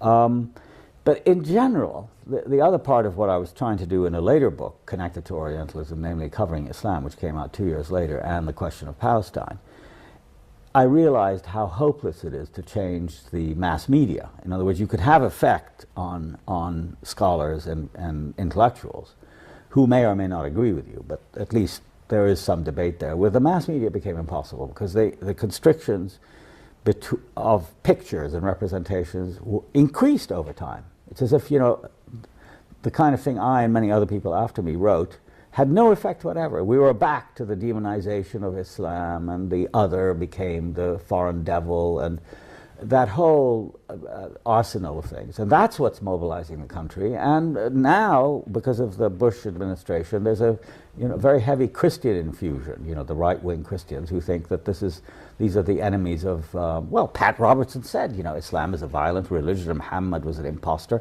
I mean, those are medieval arguments about the man. So that even as a secular person, which I am, I found them, impoverishing and terribly reductive. In Orientalism, in what way does visual art historically fit into the scheme? I was very struck by the pictorial representations of the Orient. Actually, before I wrote the book, I remember seeing a painting by Jérôme I'd never heard of in the Clark Museum in Williamstown, Massachusetts, when I was there in the late 60s, quite by chance.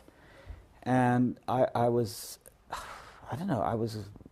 sort of bowled over because of its representation of an Orient that I've never seen, and probably it even outdid the Orientalist films that I grew up on, like the Arabian Nights and the films with Sabu and John Hall and Maria Montesiva Baghdad, all that stuff, which played in Cairo and Palestine, I remember, with great regularity, and they were among the favorite things that we could see because they were so romantic and so colorful. So the first thing was the color.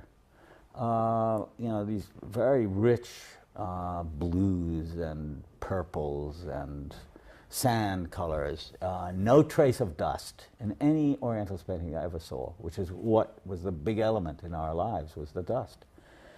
And then, of course, the people were fantastically overstated. It was like every one of them was in italics, just tremendous mustaches and great bournouses and robes and sitting alongside nakedness, of I thought rather prurient kind. And the painting that became the cover of Orientalism was this Jérôme called The Snake Charmer, which is really about a boy, whose back is to the viewer, with a snake, a naked boy, and a group of what can only be described as dirty old men sitting against the wall of this clearly Oriental building, Arabic building, with Arabic inscription on it. It took me quite a while to realize that the Arabic was not Arabic. It looked like Arabic, but it wasn't actually Arabic.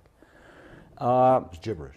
Yeah, it was gibberish. But it was a fantastically, it's the kind of thing you wouldn't even think twice about, but because I kept coming back to it, so it was my bad Arabic, I couldn't, because it's in a kind of script that's difficult to read. But then I realized that it really wasn't Arabic. But it had this realistic effect on the other hand. So that's why they had such a big market. They actually, Jérôme actually did live in North Africa. But they became generic paintings. It didn't matter where you were, whether you were representing Egypt or North Africa or Syria or the Gulf. That was the type, and it dealt in types.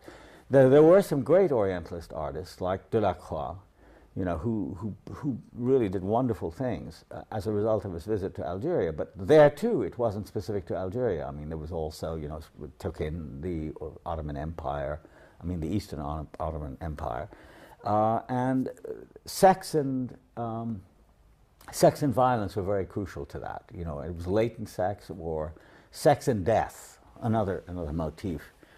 And I thought, that it was really astonishing that the people of my generation began to admire this particular kind of art. It was so removed from, you know, the rather sordid realities of our present day Arab world, that over time, perhaps partly because of my book, the Orientalists became very valuable items in Arab houses. I mean, wealthy Gulf people who'd come to London in the 70s and the 80s bought them all up.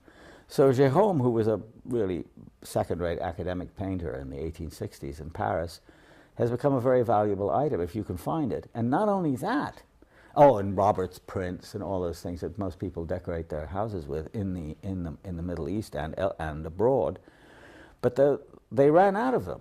I mean, there aren't that many of them around. Well, the David Roberts prints were all in books. Well, they're in books, but then they were reproduced. Cut up. Yeah, cut up and yeah. But I'm talking about the color. You know, the great academic Orientalist painting, that they developed a kind of thriving market at lower prices by having pictures like that sort of copied and made in Beirut to sell in London as Orientalist, and you know, copies and copies, and then finally they end up in Baghdad, because Baghdad after the Gulf War was, you know, ruined as a city, but it had a large population of draftsmen and painters, quite the largest in the Arab world, and they were dragooned into doing these paintings, and so you could buy them in London, not knowing that they were painted in modern-day Iraq. And then that became outstripped by a larger volume of these paintings done now in China. You know, with obviously inflected a bit with Chinese features, but the same scenes. You know, snake charmers and harems and odalisques and you know, yeah, exactly. Ingres was another one of these painters. Yeah, it's quite a story, but the attachment. What sense do you make of it? Well, I mean, it's the Orient that sort of goes. It's sort of a surrealistic or hyper-real Orient, the Orient we would like to have. I mean, even as Orientals. It's a kind of two-way street. It's not just for Western consumption, because it's consumed by Orientals who want the same glamour and romance, which underlines the case for its totally imaginary status. It doesn't have any veridic status at all. It's you know, the fantasies of the imagination.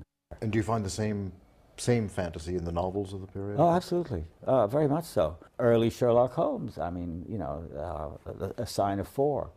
Although India itself isn't represented except as it's told to a story. It's all about that kind of Orient, and Pierre Loti, the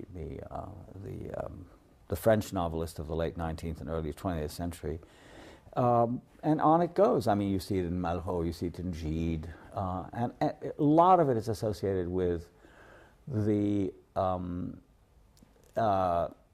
availability of sex outside the period, outside the societies that are more constraining in the metropole, in Paris and London. So but isn't this the Oriental being portrayed as object? Yeah, object always either object for projecting fantasies, object of desire, right, that is available, absolutely, that is subjected to a more powerful realm. Yeah, I mean, the thing about all this art is that the spectator feels like a voyeur, sort of looking in on scenes of intimacy and display that reach their kind of sort of middle-class apogee. There's a wonderful book about it called The Colonial Harem by an Algerian called Malik Al-Lula. Book came out about 15 or so years ago. He sent it to me because in part it was inspired by my book. And what it is a collection of postcards made by the French in Algeria to send, you know, troops to send home, or, you know, pieds noirs. And all of them are of women, naked women, women who are, you know, sort of living in harems, and many of them, as he says in the book, posed. I mean, they go out and find them and put them together in a studio so that the taste is titillated that way. Yeah, and that's the complete objectivization and sort of consumer quality of the Orient in a very vulgar way. And of course, Hollywood movies play to that. I mean, Rudolph Valentino and the Sheikh, or the Sheik as it's called, comes out of the same thing, as does, for example, the novels of Edgar Rice Burroughs. I mean, Tarzan. There's a I think the third or fourth of the Tarzan novels is about. It's called The Son of Tarzan, and it's where Greystoke, who's an English lord, actually goes to North Africa and befriends or is befriended by a dancer from the harem in Algeria.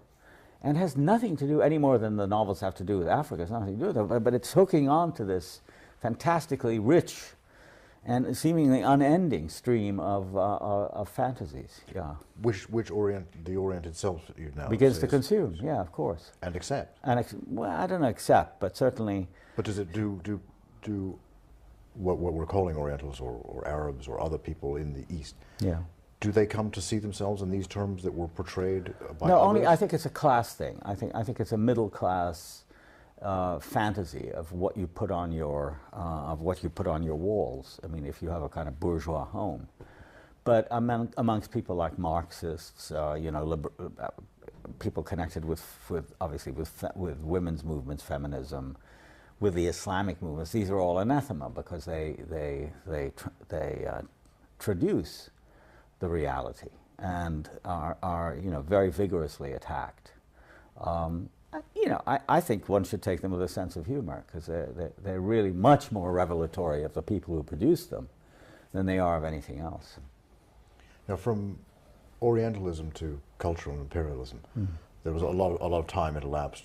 You read the criticism of the first book and so on. In what way does it develop the original themes, and in what ways does it advance them? Is it an advance upon them? Well, in two ways. One, they were written about 14 years apart. I mean, Orientalism came out in 78, Culture and Imperialism in 92. In the meantime, I had written about 6 or 7 or maybe even 8 books on subjects having to do with Palestine, on technical literary theory and criticism, developing issues that I'd raised in Orientalism, which was really quite barren of machinery, critical machinery. I didn't go into, but I did in this. For example, a book I wrote in '83 called "The World, the Text, and the Critic." I also worked with images in a book I wrote with the photographer Jean Moore. And I worked on the history of the intellectual in the Rees lectures I gave in the early 90s. So I had a lot of different concerns. I also wrote a book about music. But then I felt it was because I was very concerned with the aftermath of Orientalism that I wanted to expand it, first of all, to include other regions of the world where representation and rule, or knowledge and power, if you like, went together. So I talked in Culture and Imperialism, I talked about Africa and India and other places where there had been the Caribbean and so on.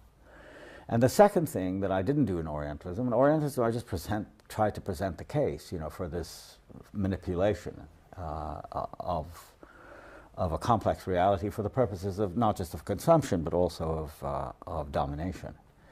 But in Culture and Imperialism, I took the next step, which is to see, well, why did I think, I asked myself the question, why did I think that Orientals had simply accepted it passively? That was the impression I gave in Orientalism. But I realized then that by my writing the book, I had obviously tried to resist it. And I became very interested in the history of resistance. And that was a second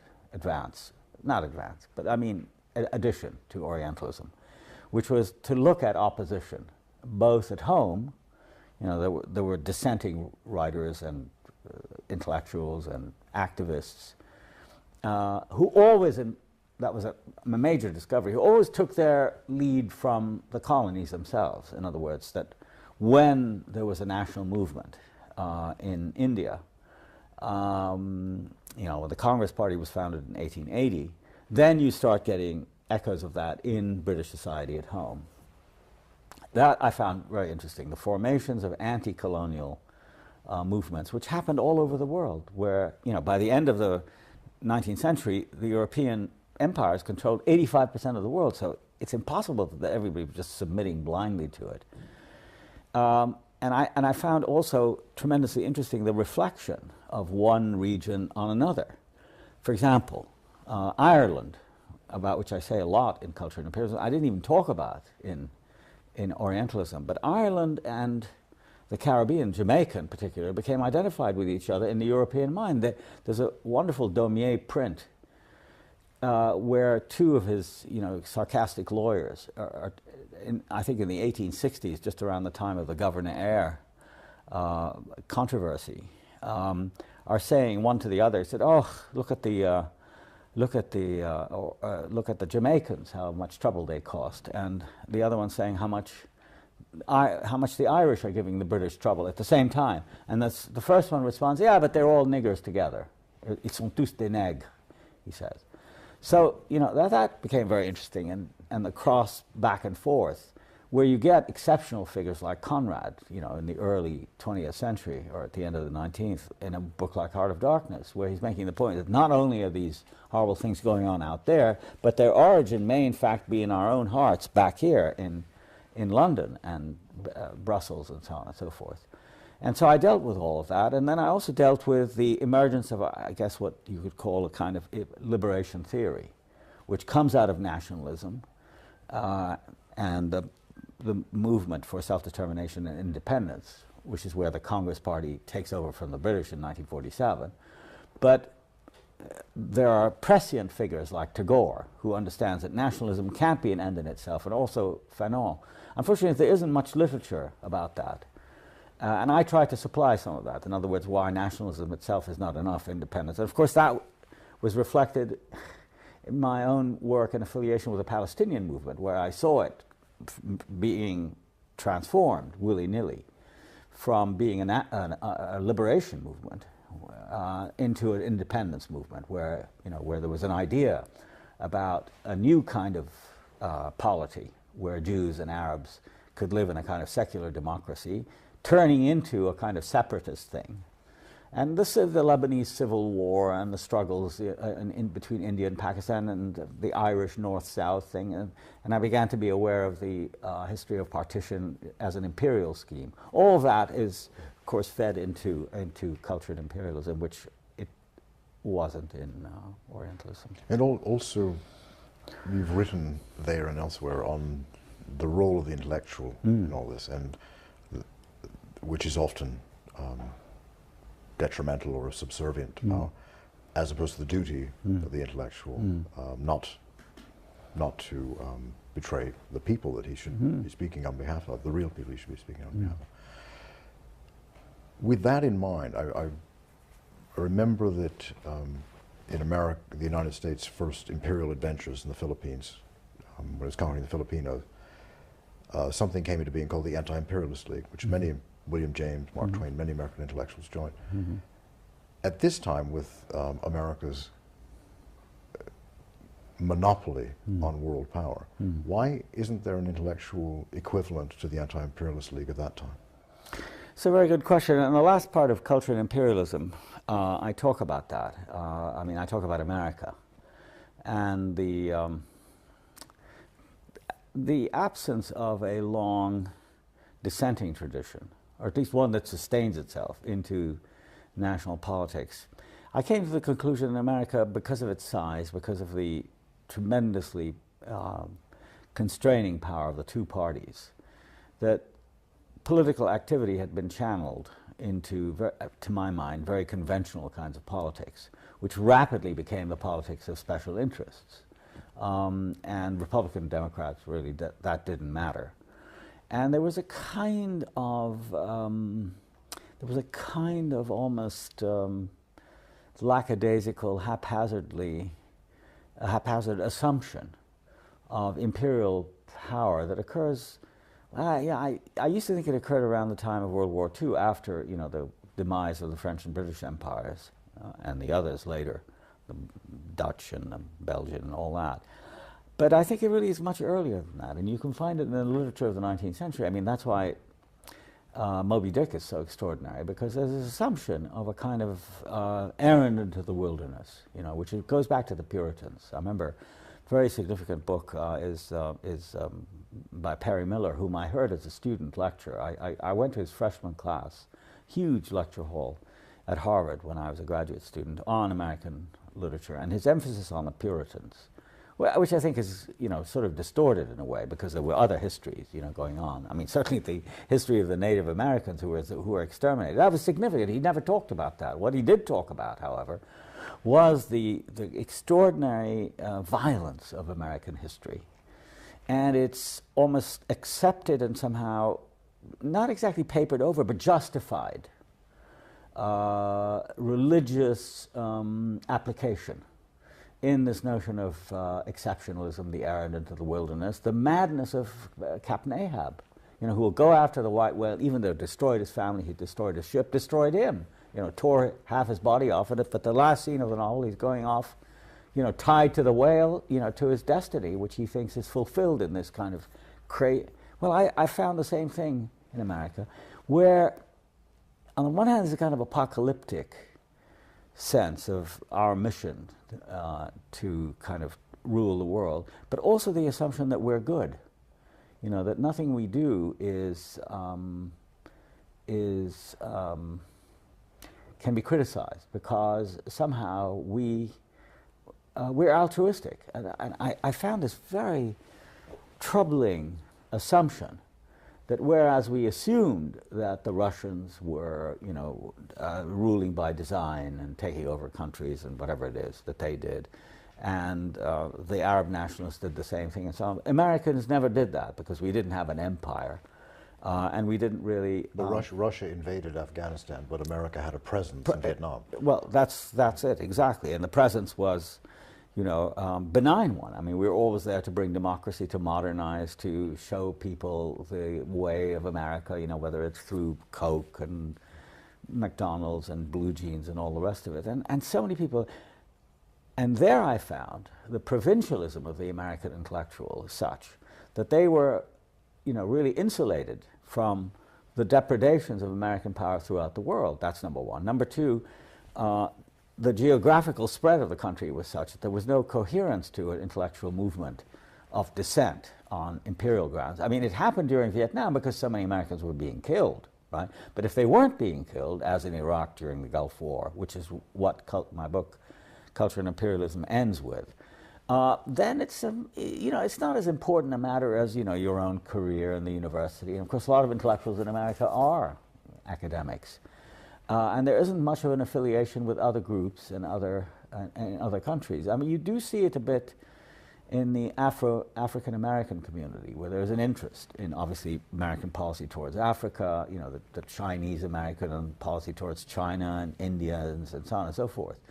But what I found was really missing and terribly important was a general movement, an anti-imperialist movement, which is never beyond the early examples you mentioned of Twain and Dewey. But that movement had over 300,000 members. Yeah, I know. It was an important movement, but it never, it lasted for a while, but it didn't have a kind of presence in the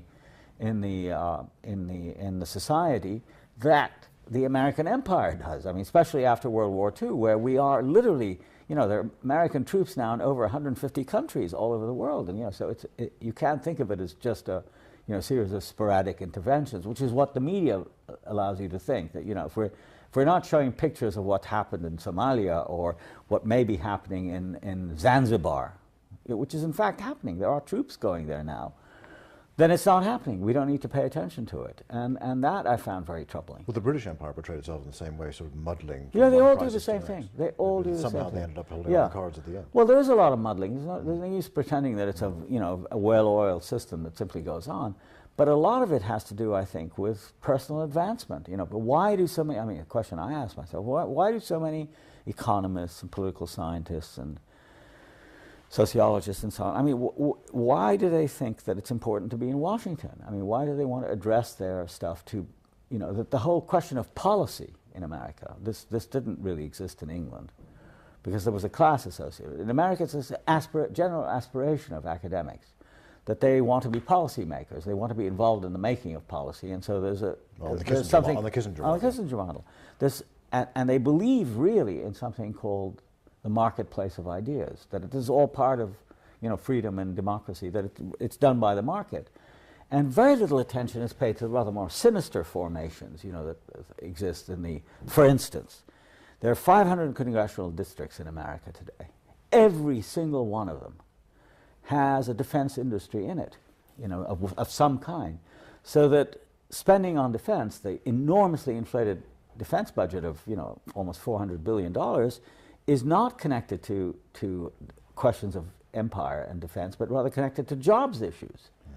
I mean, those kinds of arguments are very difficult to sustain in America today. I mean, somebody like Ralph Nader in the 2000 election tried to do it, but he was thought of as a renegade, a man who was actually damaging the Democratic Party, which to me was indistinguishable from the Republicans. You know, and I'm not sure that since, you know, the September 11th, it would have made much difference whether it was Gore. Probably Gore would have been worse than had he managed to pull out the election than Bush. But certainly the absence of a discourse of dissent, intellectual dissent, is highly marginalized in American society, and in the end can be identified with individuals rather than with movements. When you talked about Britain, anti-colonial movements growing up in Britain in response to the establishment of the Congress Party in India or in South Africa and so on. First of all, isn't there that same thing in the United States? And second, because there is resistance to American global domination everywhere, particularly from the Islamic world.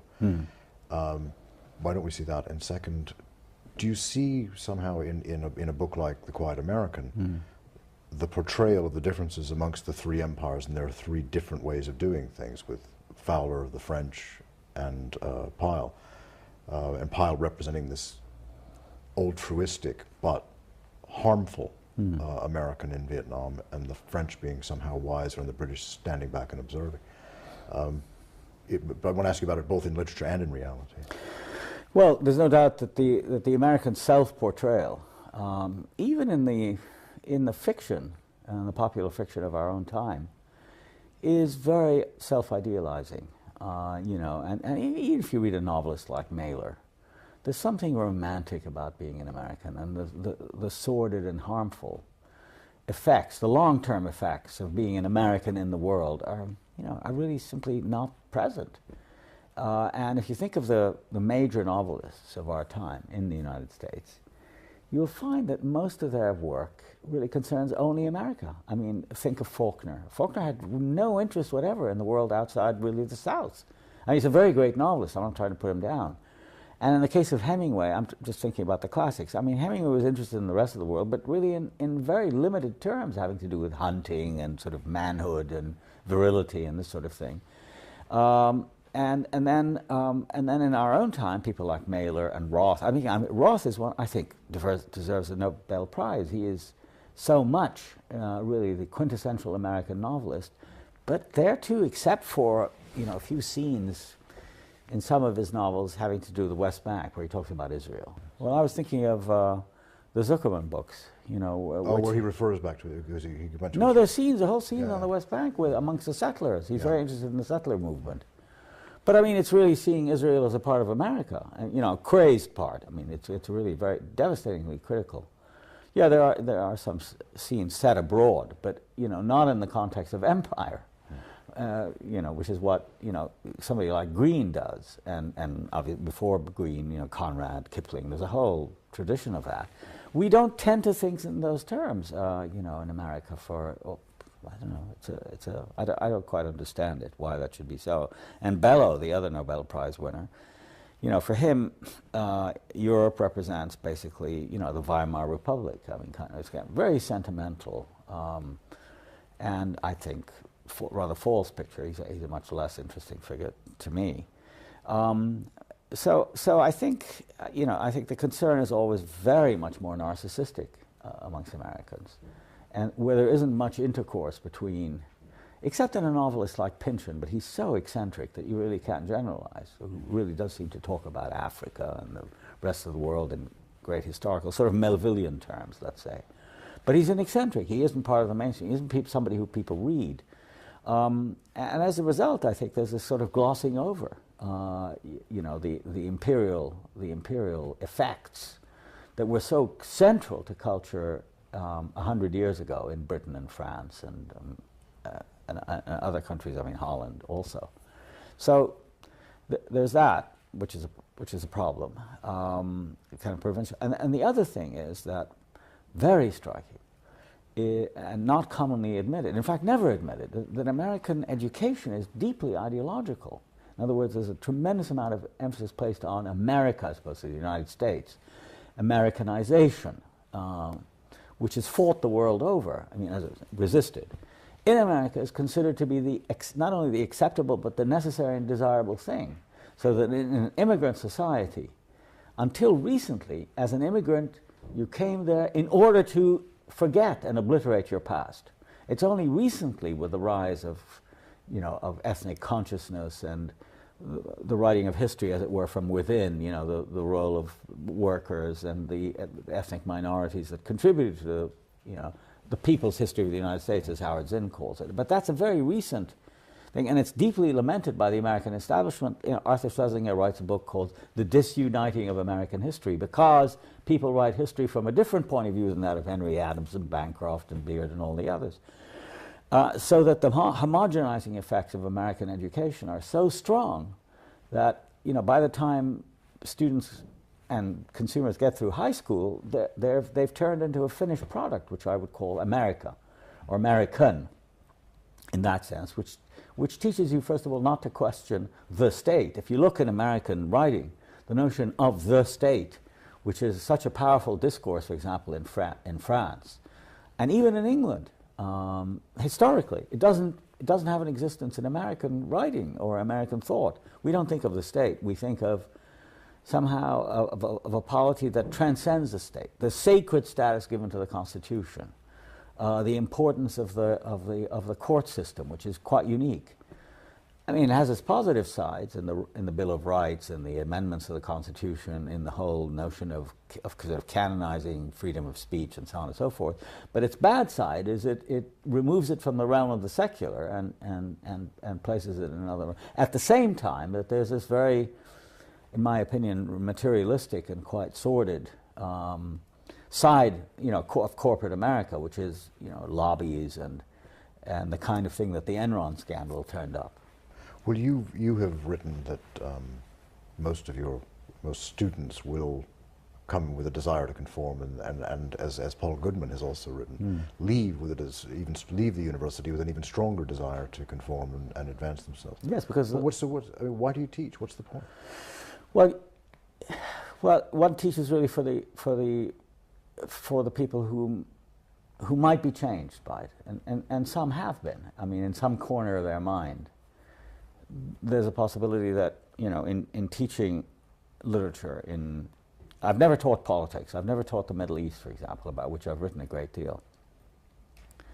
But what I've tried to teach all along in equating students with the classics of literature, I never teach popular culture. I don't teach, sort of junk fiction. I try to teach, high-class art, basically, and music. The idea is to, put them in contact with it. It happened to me with my own son, who had resisted during high school the notion that one could read literature. And then in his freshman year in college, I mean, it wasn't me, it was another teacher, who introduced him to Balzac. And I remember a phone call from my 18-year-old son in November of his freshman year saying, "How come, Dad, you never talk to me about this guy Balzac? He really is terrific, that there is another world outside popular culture." This is Wadia when he's 18. So there's that. Second of all, to ask questions. I spend a lot of time, as I grow older, making it obvious to the students that I don't know all the answers. In fact, I'm puzzled by passages in Hopkins or T.S. Eliot or Wallace Stevens or, so the thing of asking questions and not exactly raising the level of suspicion, but certainly troubling the mind rather than allowing it to be settled with questions and so on. And I spend a lot of time attacking doctrines and orthodoxies and dogmas.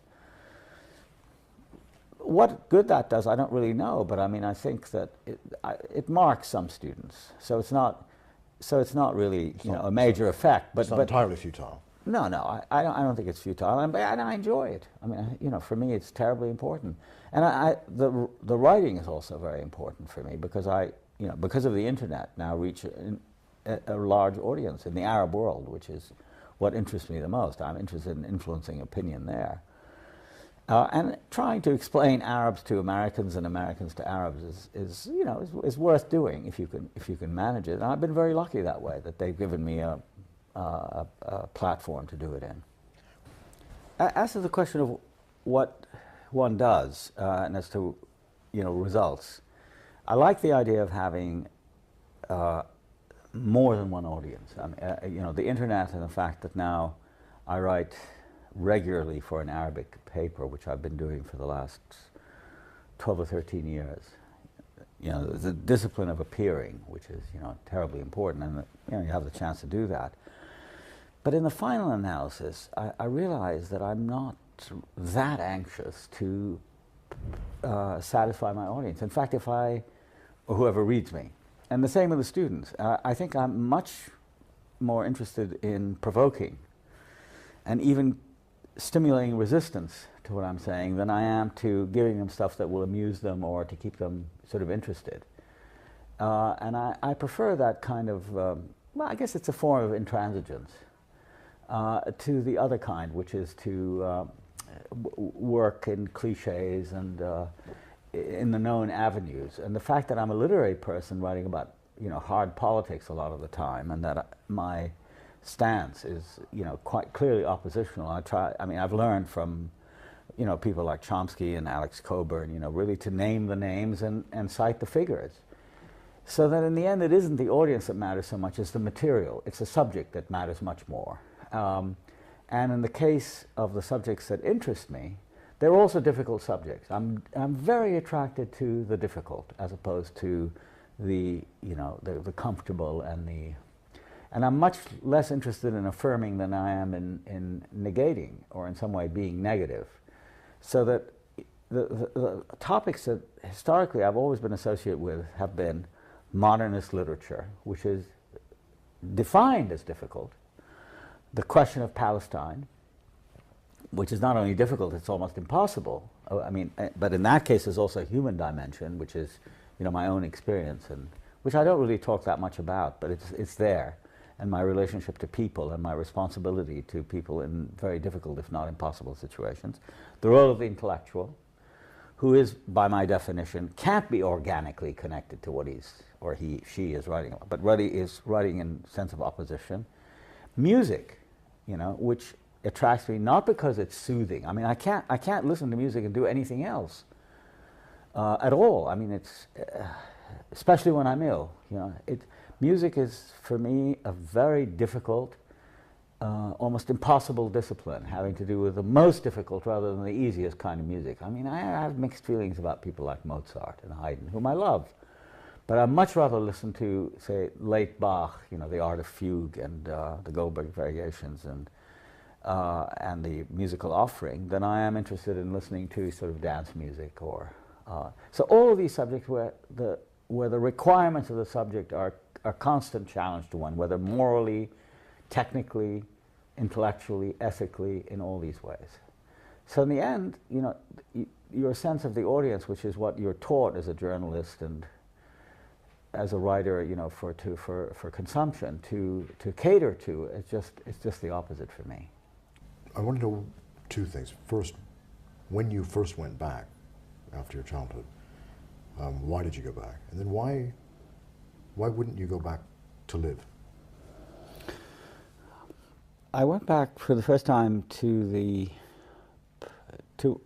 effectively Israel in 1992, having tried a few times during the 80s to go. In 1988, we were all set to go. And in fact, there was an American television program who wanted to film our return. And Shamir just issued a pronunciamento, and he said, I'm not allowed to go because I'm a terrorist. I was a member of the National Council. So we couldn't go until after 91, when I resigned from the National Council. But still before Oslo. In fact, I went twice before Oslo in the years before, 92 and 93. And, visiting it for the first time, there was obviously the emotional experience of reacquainting myself with a place I hadn't seen in, many, many years, which really was Israel, not the West Bank. I went to the West Bank twice, once in the middle 50s for a family wedding, and then again in the early 60s for... When it was still under Jordanian. It was Jordan. I mean basically Jerusalem and Ramallah. But it was East Jerusalem, of which I had no memories at all to speak of, except the old city wandering around in it. Because you grew up in the West Side. We were completely on the West. And of course, the church, I mean, St. George's, where I was baptized, and the school were in the, in the East. But aside from that, they were just places one passed through, usually on the outside, not through the old city. So it was really, it was Israel that I saw for the first time, converted from Palestine that I knew. And it was pretty traumatic in a way, because I kept trying to understand not only how it happened, but why. Why was it possible to just transform a place that had been something completely different into something, about as different as you could come around to. And especially places like Nazareth, which I had practically no memory of, but had been my mother's city, where she was born and grew up. And then Haifa, where one of my uncles lived. It was all deeply foreign and quite, to me, repellent, because the thing that struck me about it was that wherever you looked, any empty space was encircled with barbed wire, and there were lots of soldiers, more so than in any Arab country. Soldiers and armed people wandering around. Otherwise, it was fairly peaceful. And since we were Americans, we didn't have trouble entering entering. Leaving was very difficult. But I never thought about returning, really, to live there. In a sense, it was it was a different place, and the West Bank, from my point of view, was was a new place, and I would be going for what in the end seemed to me to be not authentic reasons. It would just be sentimental. I felt I could do more in America. I had made my life there. And most important of all, I was sick, and I didn't feel that if I went to the West Bank, there would be much point to my endlessly trying to find doctors and hospital and so on and so forth. In the meantime, some of my friends went back. My closest friend, Ibrahim Abulurd, left America after 40 years there, and and left Northwestern, where he had been teaching for at least 30 years, and went back to Beers 8. I was tempted, and in fact I thought often about going to teach there. I wasn't even able to do that. It just never worked out. That all of my visits were simply short ones for a few days, or maybe a week or 2 weeks at most. And I regret it very much, but I just didn't feel I had the strength. As the years went on, I got more and more tired, and worried about getting sick, and so it just passed. But my involvement was no less great, despite that fact. And in the end, I think it was an involvement based really on the sense of a cause, rather than that of an actual place and a nationalist thing, which moved me somewhat. But it was the injustice and the fact that there were so many people whom I felt I couldn't help by being there. I felt I could do more by being away, in the West, as it were. Now you did a book with Jean Moore. You did a couple of documentary films. You're right. What were the films about? Well, I made several documentary films during the 80s, which had Palestine in them, but they were films taken from outside. I mean, including the book I did with Jean. In fact, all the books I wrote about Palestine, including this one, were all written from outside. They were really exiles books. And this one in particular, which was written to photographs by Jean Moore, came about in a very grotesque way when the UN decided to have this conference on the question of Palestine. In Geneva it was to be held. A Secretary General was appointed for the conference, a woman called Lucille Maire, Jamaican woman. And she appointed me as her advisor. And part of the job that I did for her was to compile a dossier of papers, various aspects of Palestine, the history of Palestine, a profile of the Palestinian people, Palestine and history, that sort of thing. About 10 papers, which could be accepted or rejected by various of the member states, because everything at the UN is done by member states, not by individuals. And the upshot of it was that I think all the papers were refused. Somebody objected.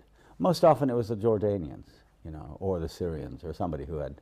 Oh, and the Turks, and the paper that Maxime Rodinson wrote about Palestine and colonialism. He talked about the Turkish, the Ottoman Empire.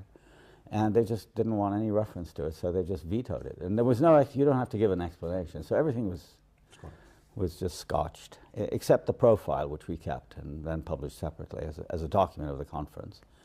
So then I suggested that we have some pictures, an exhibition, at the entrance of the hall where the conference was going to take place. And that was accepted. And the pictures that were suggested were Jean Moore's pictures. He had been compiling photographs of Palestinians since 1948, when he worked in Gaza as a volunteer in the Red Cross. And he'd been taking pictures of Palestinians ever since. So I had thousands of pictures. So he picked a few. At that point, I didn't know him very well. I had met him through John Berger and then through Iqbal Ahmed. I saw him in New York and admired his work with John very much. In any event, especially the book on the migrant workers in Switzerland, which is called The Seventh Man. So we picked the pictures. There were maybe 10 of them. They were blown up, to wall-hanging size. And I wrote captions for them, to explain what they were. Just, Palestinians in the refugee camp in Beirut, or Palestinians going to work in Nablus, or stuff like that. And they were all vetoed. They would accept the pictures, but not any of the captions. Because it turned out at this conference that it was impossible to actually talk about Palestinians as a group. Everybody had some objection to it. It was thought of as infringing on sovereignty in Jordan and Syria, Turkey, et cetera, et cetera. So as a result of this quite extraordinary and, as I said, bizarre decision, Jean and I got the idea of doing a book together where he would, in a certain sense, a continuation of that rather odd thing, where I couldn't go back, but I could go back through his pictures. So since he had so many, I had him pick about 500 pictures, and then over a period of a few months, I picked out the pictures that just spoke to me. And then I arranged them into subgroups, and a narrative of some sort, or not a narrative, a form of some sort emerged from them. All of them based on absence, because with a few exceptions, I didn't know any of the people in the pictures. But for example, one of the pictures, which ends, I think, the second chapter, I picked the picture because it was very suggestive to me. And then it turned out to be of somebody I knew. I didn't know it at the time at all, that it was... Oh dear, I'm not sure I can find it. Can I just take a second to find it? It's sort of stupid not to be able to... Here it is, this picture of a woman, an elderly woman, wearing glasses with a lined face, sitting in, obviously, it was a middle-class house in Amman. And then, I can't remember who it was. I was showing it to a friend, a Palestinian friend, and he said, "Oh, that's Mrs. Faraj." And indeed, that is who it was. Mrs. Faraj was my cousin George's wife's mother, whom I knew. In fact, I was at their wedding in 1947, and I hadn't seen her all these years, but she turns up as a subject in Jean Moore's photographs. And so, it was that kind of connection, I mean, as explicit as that, and in some cases implicit. For example, there was one picture that I particularly was moved by, which was a picture of this. I mean, what struck me is that the tremendous number of symbolic, what seemed to be symbolic writings around Palestinians like that. It's a bit of a palimpsest. Well, it's a palimpsest, and it's really, it's undistinguishable. It's just lots of scratches. And then pictures that of some sort of ruin, like this, or mocking pictures like this one, which I think is a masterpiece of Jean Moore's art, a kind of scarecrow made with a shoe. And I don't know, it looks like an Israeli soldier, kind of deconstructed. And then there were other pictures of the sort that spoke to me from my from scenes I had seen from my own experience, like this of the wedding in Lebanon. in Lebanon, you know, refugees with the sort of ill-fitting suit of the bridegroom, and of course the ever-present Mercedes with the Deutschland, you know, probably stolen or smuggled car that had become a part of life. There's one picture in particular I just passed that I want to show, which I found quite haunting because it reminded me of my childhood. A rather distant scene, I think in Ramallah, as I recall now. I don't know if I can find it right away. This is it. This is a village between Ramallah and Nablus. It just seemed like a rather idyllic photograph, which he got. And so in many respects, I found the pictures to be both attractive, I mean, which they mostly were. I mean, I picked them for that reason, or directly repulsive, like these pictures of Israeli settlements, you know, which are quite horrible, defacing the countryside. But in any case, something about them, you know, sort of, I think that's the theme of the book in a way, so prevented me from entering. You know, pictures of people with their backs turned, or people I didn't know, holding up signs that I couldn't read, people involved in activities that I couldn't decipher. But all of them identifiable in some way as Palestinians, either because of their dress like that, or because of a certain look on the face, which I tried to describe, a certain kind of stubbornness going on, you know, which is the kind of secret, not the secret, the heart of the whole Palestinian tragedy. No, we're speaking of a period during which Jean Moore and many others are recording the lives of the people who officially did not exist. Right. And proving their existence became paramount. And I suppose writing and photographing and documenting the actuality of them was a way of proving that they No, I didn't think of it. Yeah. No, not you. I'm just thinking in Yeah. general of that period. I mean, after '48, you didn't have to be Palestinian. You could have been Lebanese. Yeah, right. You probably right. thought of it for a time Right. because of your connection to Lebanon. Thought of yourself as Lebanese, and many Palestinians had that experience. Yes. Golda Meir told Frank Giles of the Sunday Times, "There is no such thing as a Palestinian." That's people. right. So just the fact of existence was being denied, but.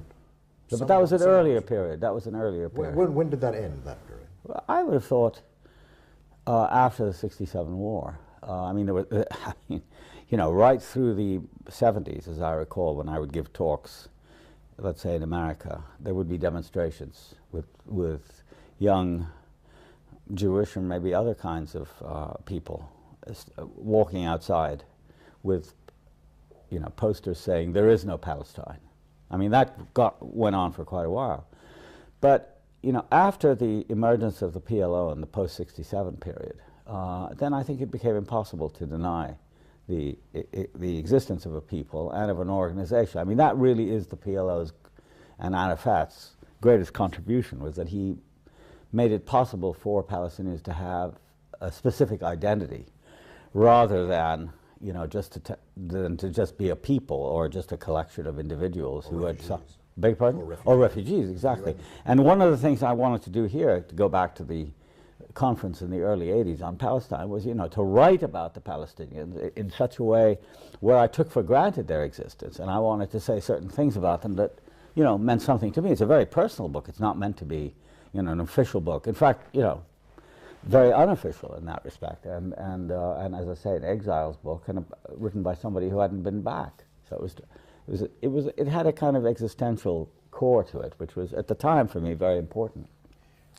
And anyway, but the PLO, which emerged in Jordan in the late '60s, was for me the great event after '67, which was a devastating time, that, you know, by a series of coincidences made it possible for me to return to the Arab world for the first time since I left in '51, 20 years before, with some sense of familiarity and belonging. I mean, you know, for example, when I was a student, I would go back in the summers, and it was, you know, there was something transitory about it. I would go away, we'd spend some weeks in Cairo, and then we would go to Lebanon for the rest of the summer.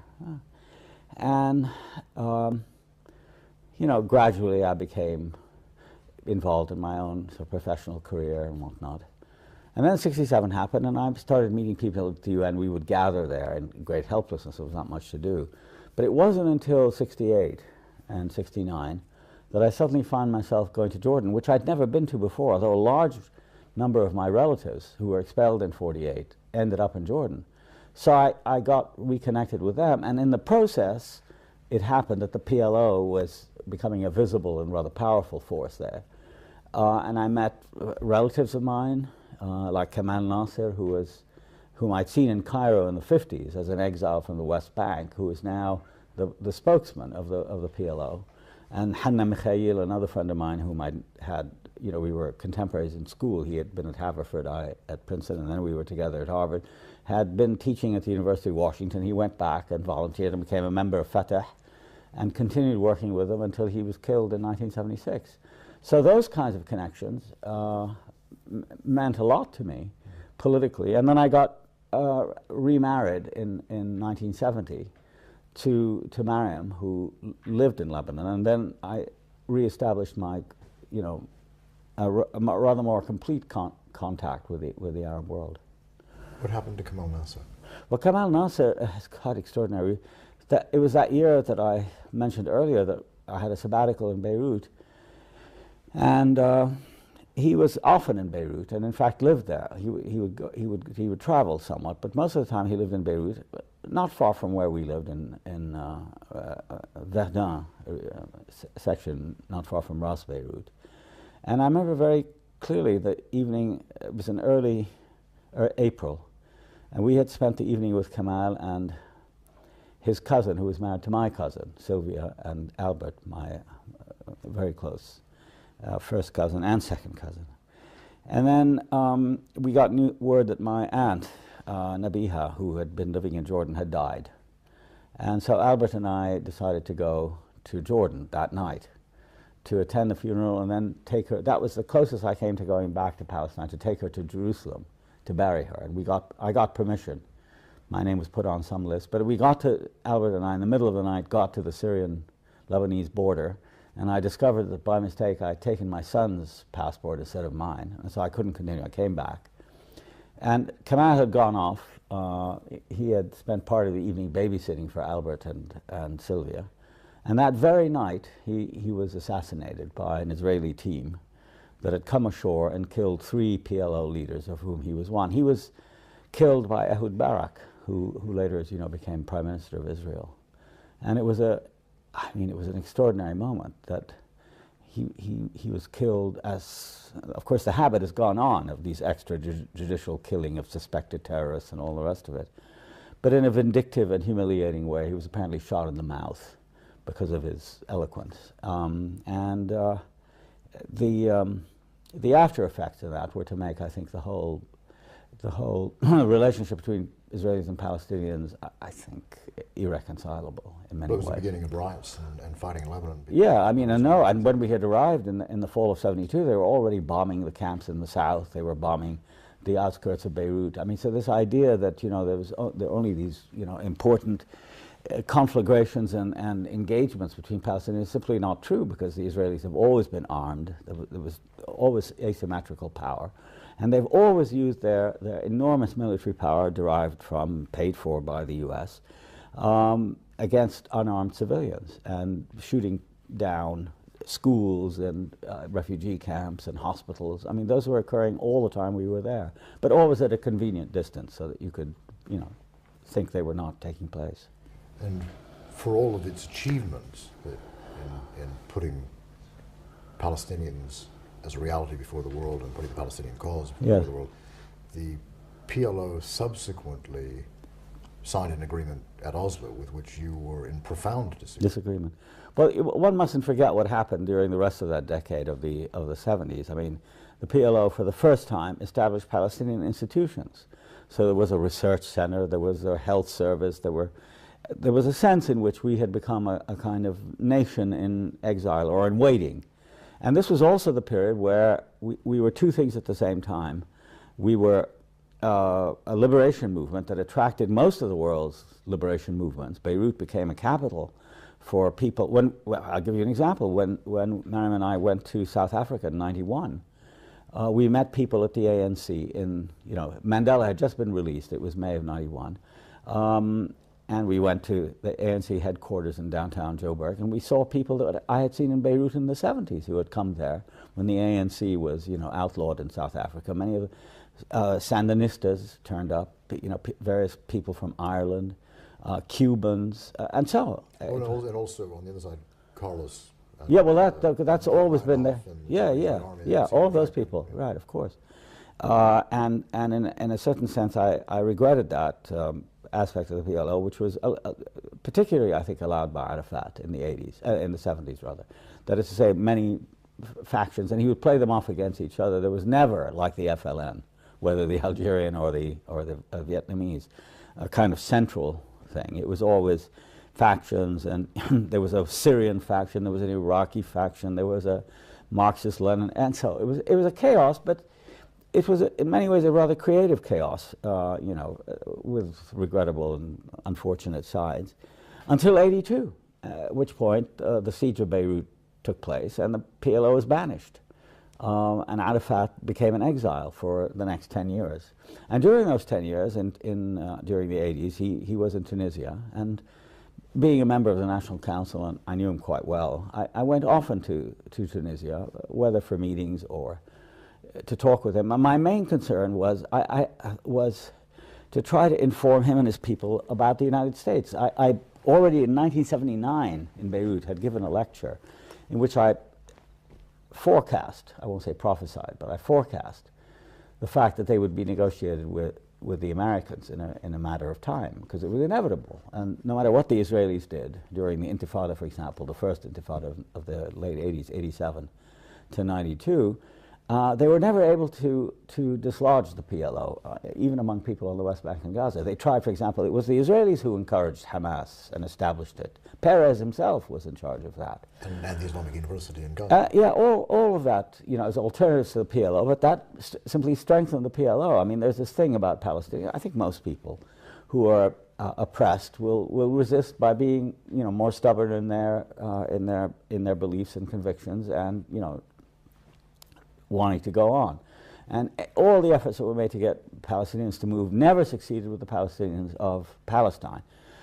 The Palestinians in Jordan, who were driven out in 71 by Hussein and by the Hashemites, and then again in 82 by the Israelis, ended up, one has to say it, ironically, by returning to Palestine, which is what happened with Arafat. But I knew that the U.S. was going to play an important role, and what I was very early struck by was the fact that not just the PLO, but most of the Arabs, the educated Arabs, many of whom had been in America, educated in America, whether they were Egyptian or Syrian or Iraqi or Lebanese or Palestinian, really didn't, in my opinion, have a deep enough understanding of what America was and what it would be like to negotiate with them. Of course, we had examples. There were the Vietnamese talks, and a very good guide in all of this was my friend Iqbal Ahmad, whom I took to Beirut in 1980, introduced him to Arafat, and he was the first one to explain to them that just having a lot of soldiers in South Lebanon and maybe 2 tanks, which is all they had, would be as nothing to an Israeli invasion. And he prophesied what the Israelis would do almost to the letter. But there was so much investment in conventional ideas about defense that were taken from the Arab armies, which had a very distinguished record of success, that they didn't listen to him. And of course, what he emphasized and what I got out of it was that we need to be creative and innovative and original in our thinking, and really try to work with groups inside Israel and in the West and so on, and focus on that. So when Arafat was in Tunis, that long moratorium when he was, high and dry, I would bring people to Tunis to talk to him about America, about resistance, about liberation, etc. It was hopeless, because in the end, what I could see right through the 80s was a very, very conventional mindset, where his model of rule was, Hafiz al-Assad in Syria, that if you could get to Hafiz al-Assad and whisper in his ear, it would be done. So he figured if you could get to the top American, then that was the end of your problem. And so the top American was the president. And since, because I was in this ironic position of being a member of the American establishment through my education, being at Princeton and watching, say, during the Carter administration, classmates of mine in the State Department. So it was easy for me to have access. But I realized it wasn't enough, and so I was in this feverish situation of trying to explain. And then I didn't realize at the time, neither I nor Ibrahim, that this was a period when he was, doing his best to contact the State Department to make himself more attractive. And the way he did it, looking back on it, was to make more concessions than anyone else. In other words, he understood. I mean, he's a extremely canny, even brilliant tactician. He represented himself as the only person who could actually deliver the Palestinians. And as time went on after the Gulf War, when he sided with Saddam, I began to be quite disenchanted with him. There were other things when I criticized him openly in the Arab press through an interview I gave in '88 and '89. Our relationship became quite fraught. But I didn't realize how far he would go. And after the Gulf War and the Madrid conference, by that time I was already ill, and I felt very alienated. I realized that he was up to something.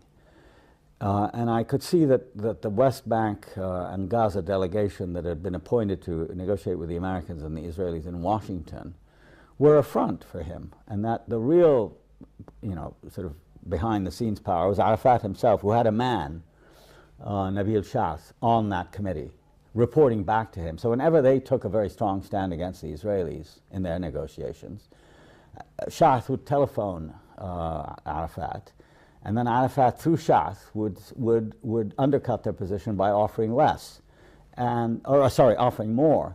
And of course the Israelis understood that, and they would then, stiffen. And gradually he drew the Israelis to him, and then, as you know, they started having these secret meetings in Oslo and in Cambridge, Massachusetts. There were a whole set of meetings that took place in '92 that led finally to Oslo and the signing on the White House lawn in September of 1993. Now, most of the world praised that signing and said, and possibly even believed, that it was peace at last between Israelis and Palestinians. You were one of the few Palestinians, Haider al-Shafi was another, to say, no, this is a sham. But why did you say it was a sham? Well, because I knew what was in the text. I mean, I remember talking again to Nabil Shaath, who was not at Oslo, but he had been telling me how much the Shamir government was sort of blocking any agreement during the ongoing. Of course, I didn't realize that he was feeding Arafat all this stuff, and that he was taken quite by surprise. But he immediately, being the loyalist that he is, put a very bright face on it. He said, that they've done that. I said, listen, Nabil, I've seen the text. There's no mention of the end of the occupation. There's nothing about settlements. I mean, these people are going to go on planning settlements, and he said they're only 1%. I said, 1% of what? What are you talking about? He said, well, on land surface. I said, you don't know the area. Man, not that I had been there, but none of the people who negotiated had been to the West Bank and Gaza, didn't realize what we were talking about. I had some idea, certainly more than them, and I'd looked at the maps. So there was nothing about the stopping of settlements. There was nothing about Jerusalem. There was nothing about refugees. There was nothing about sovereignty. It was a complete sham, I thought. I was outraged by the document, and I was astonished at the lengths to which Arafat went to market himself as an apostle of peace and the man who was finally, reconciling himself with the Israelis. That was number one. And number two, I also had spent years studying the Israelis, and I realized that if they were going to be as concessive as the world seemed to think, they would have said something more explicit. All you had to do was look dramatically, as it were, at the two documents, the letters that were exchanged between the PLO and the Israeli government. The Israeli government letter to the PLO was 1.5 lines, in which it says, the government of Israel recognizes that the PLO is the representative of the Palestinian people. Sincerely, Rabin. The Palestinian letter was 1.5 pages long, written by Arafat and his people, single-spaced, apologizing for terrorists, saying that we've taken back this, we're not going to do this again, we recognize Israel, the right to live in peace, recognize all this stuff, dealing with a state that until today still hasn't declared its international borders. I mean, it's the only state in the UN that has no recognized international borders, and still doesn't to this day. and this apologetic stuff from them, and they got, you know, very, in my opinion, very little in return.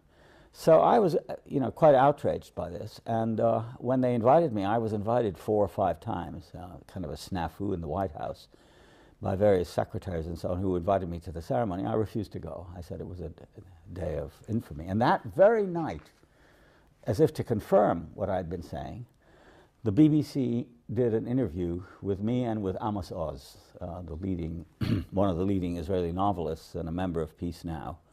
It was done by Michael Ignatieff, and Oz went first, and then I came after Oz.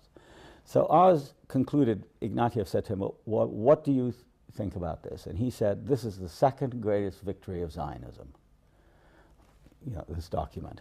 And of course I knew what he meant, that it was a victory, that they had, you know, sort of seduced the Palestinians into basically giving up and signing everything over on placing all their hopes on the Israelis and the Americans, who, if you knew anything about either, certainly didn't have Palestinian interest at heart. And of course I took off on that because my interview came after, and I went into all of these things. And of course from then until about 1995 or 6, I became an enemy of Arafat, and people would badmouth me, and they say that, you know, I'm a wet blanket, and I was jealous because I hadn't been given a ministerial job. And, you know, that was the last thing in my mind. I didn't want to work in a position of that sort. But I really was, I was terribly disheartened. And it was at a moment when I was getting sicker.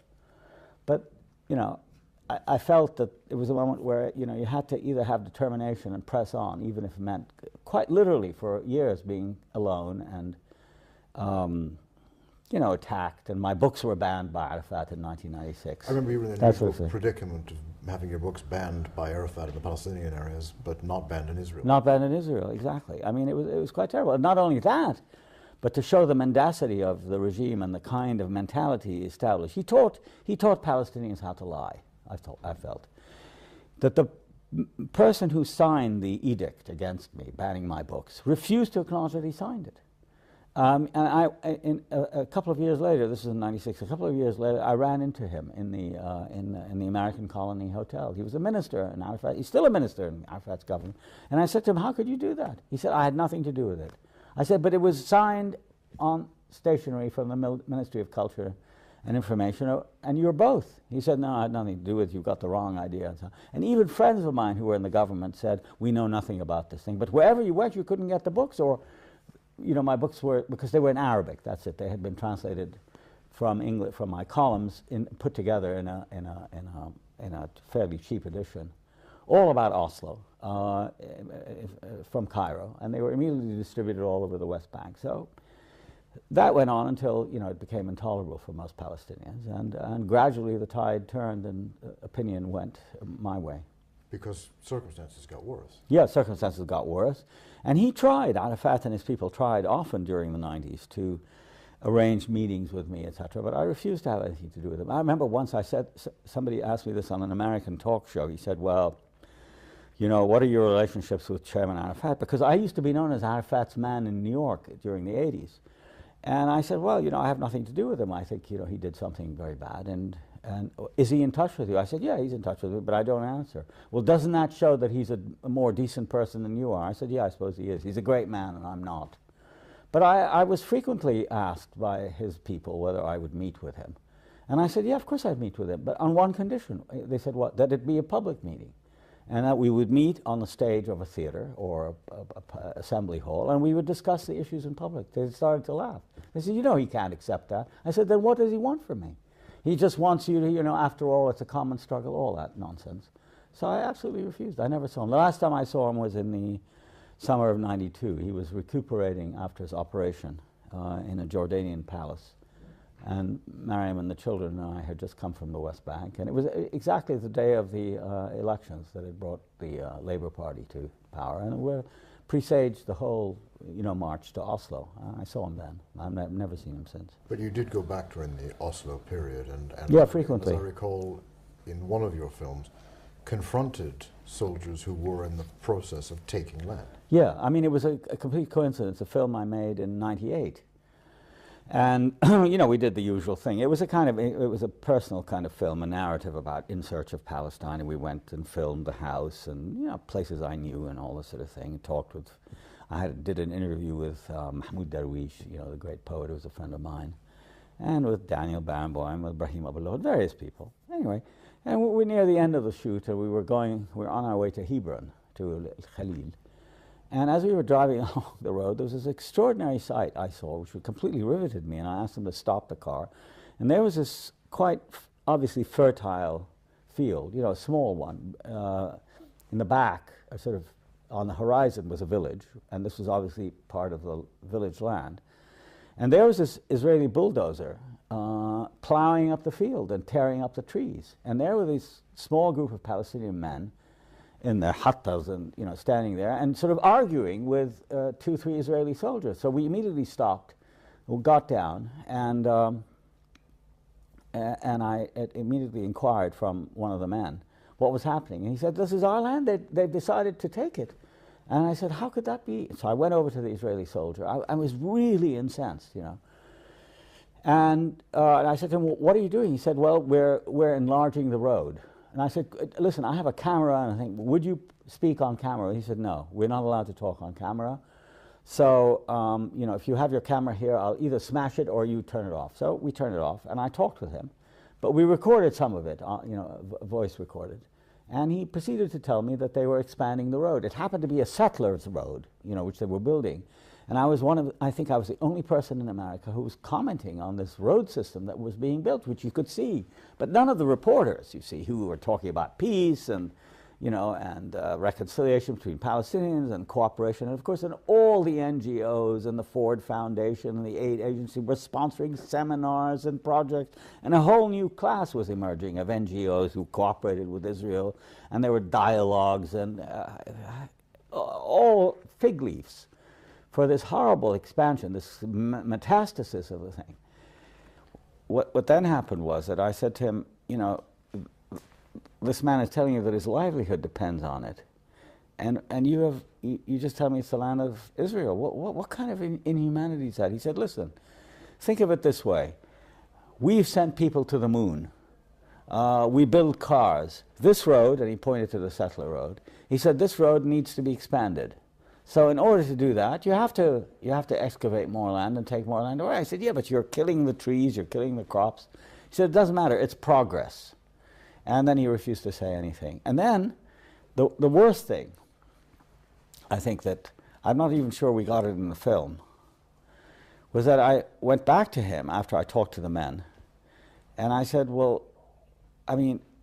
what about Oslo? What about these agreements that you made with the Palestinians?" He said, "No, this is being done with the knowledge of the authorities." So I asked one of the Palestinians, "Is that true?" He said, "Yes, he came and he talked with them, and apparently," then I found out that what the Israelis had done during that period, it was in '98, they would announce in the local press, there would be like a box or something saying that we're going to come and take land for the road, the expansion of the road on such and such a date. So rather than dramatizing that, the Sultan or the authority would go along with it, would say nothing. They had been informed. Maybe people had been bought off, but that's where I felt really the failure of Oslo, was the inability of Arafat and his people to protect their own people. I mean, that was to me the great crime. Not that the people were unwilling to sacrifice, that they weren't willing to march and to be steadfast, sumud as it's called in Arabic, but rather that the authority showed no care for them, and that's the thing that I found most. Just as the Israelis didn't care about them, neither did the authority.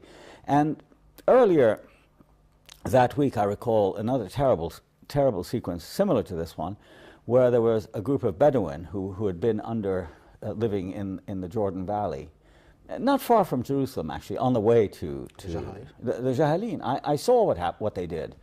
And I got there just after the Israelis had been there, and I saw that these people were out, their tents had been destroyed. They were sitting out in the open, exposed. It was it was a rather severe early spring. It was February or March or something. And it was raining and cold, and there was children running around, and dogs, and women huddling together, and it was a heart-rending sight. And the men spread this blanket or rug. And we sat together and they made me tea and we started to talk. And then as we talked, I asked them questions about have they been helped by anybody. He said, oh yes, the Red Crescent came and the Red Cross came. And Faisal Husseini, who died earlier, about a year ago in 2001, who was the representative for Jerusalem, had come. And they'd all been very kind and they brought us blankets. So I said, very good. And then we stopped filming and then I told one of the men informally, I said, you know, it's really good what you said, that they cared and they came. He said, no, I just said that for the camera. Nobody's paid any attention to us. And they've been moved again. I know. They're constantly being moved from one place to the other. During this Oslo period, the Palestinian Authority appears to have cooperated with land seizures, as you've said. More than that, ministers in the Arafat government were financially benefiting by selling building materials and being involved in the actual construction of settlements, Jamil Tarifi, for example. Why is it that the Palestinians, for all of their relative level of education compared to the rest of the Arab world and sophistication, have ended up with a leadership that so badly serves them? I think it's an impossible question to answer. It's certainly been the fact of my life that ever since I can remember, we've been very badly served by leaders to whom we seem loyal. And the only thing I can offer by way of explanation is that there is this tremendously fraught sense of precariousness surrounding Palestinians as a collectivity. And if a reassuring kind of father figure appears, people flock to him. And because our lives and worlds are made up of bad news, if they offer, as Arafat always does, good news, or better, or more important, he doesn't say anything at all. I mean, since, you know, from the beginning of Oslo until now, he hardly has addressed his people, which he could do very easily himself and explain to them, as Mandela does, or did, as other leaders have. And yet people, you know, are loyal to him. And whenever he's humiliated, as he has been recently by the Israelis, they stand by him. And I think we come back now to the question of intellectuals. I think the worst offenders in this are not the ordinary people who, you know, who are just, you know, hanging on to life and trying to make a go of it, and for them it's easy to, but the intellectual class, the one that benefited from the NGOs and the huge amount of money in projects that were poured in for human rights. This, for example, I mean, all these study centers that were established on the West Bank, somebody counted by the middle 90s something about 65 or 70 of them. You know, the study of women, Palestinian heritage, folklore, every conceivable kind. Not a single one was established for the study of Israeli society. You know, and that would be serious, teaching people Hebrew to understand what we're dealing with, what the history is, what the reality, none of that. It's all personal advancement. The absence, very important, I think, and I've been very conscious of this in my own work, the absence of role models. You know, to who do you model your work and life on? You know, after the death of Abdel Nasser, really the whole idea of a role model in the Arab world, somebody who tried to sacrifice, who remained true to a cause that didn't work for money. It wasn't co-opted by a regime. You couldn't say about Haider Abdel-Shafi, for example, that he was in the pay of the Egyptians, or he was really executing orders from Arafat or Hafiz al-Assad or Saddam. Those kinds of people really disappeared from the scene. And third was the complete corruption of journalism. Journalism becomes who owns the paper. And very cleverly, as so many people in his position have done before in the Arab world and elsewhere, Arafat bought up all the papers. So that one of the most shocking stories of all is when there was a Christmas Eve service and he went to the Church of the Nativity and he sat next to the cardinal, you know, the Catholics, and he wanted to, the picture, I don't know, inadvertently was put on page 3. He hauled in the editor and threw him in jail for 2 weeks for not putting the picture on the front page. So that the newspaper is thought of as just part of his authority rather than an independent source of news. And as I say, I think it is the intellectual class that never really stood up to him.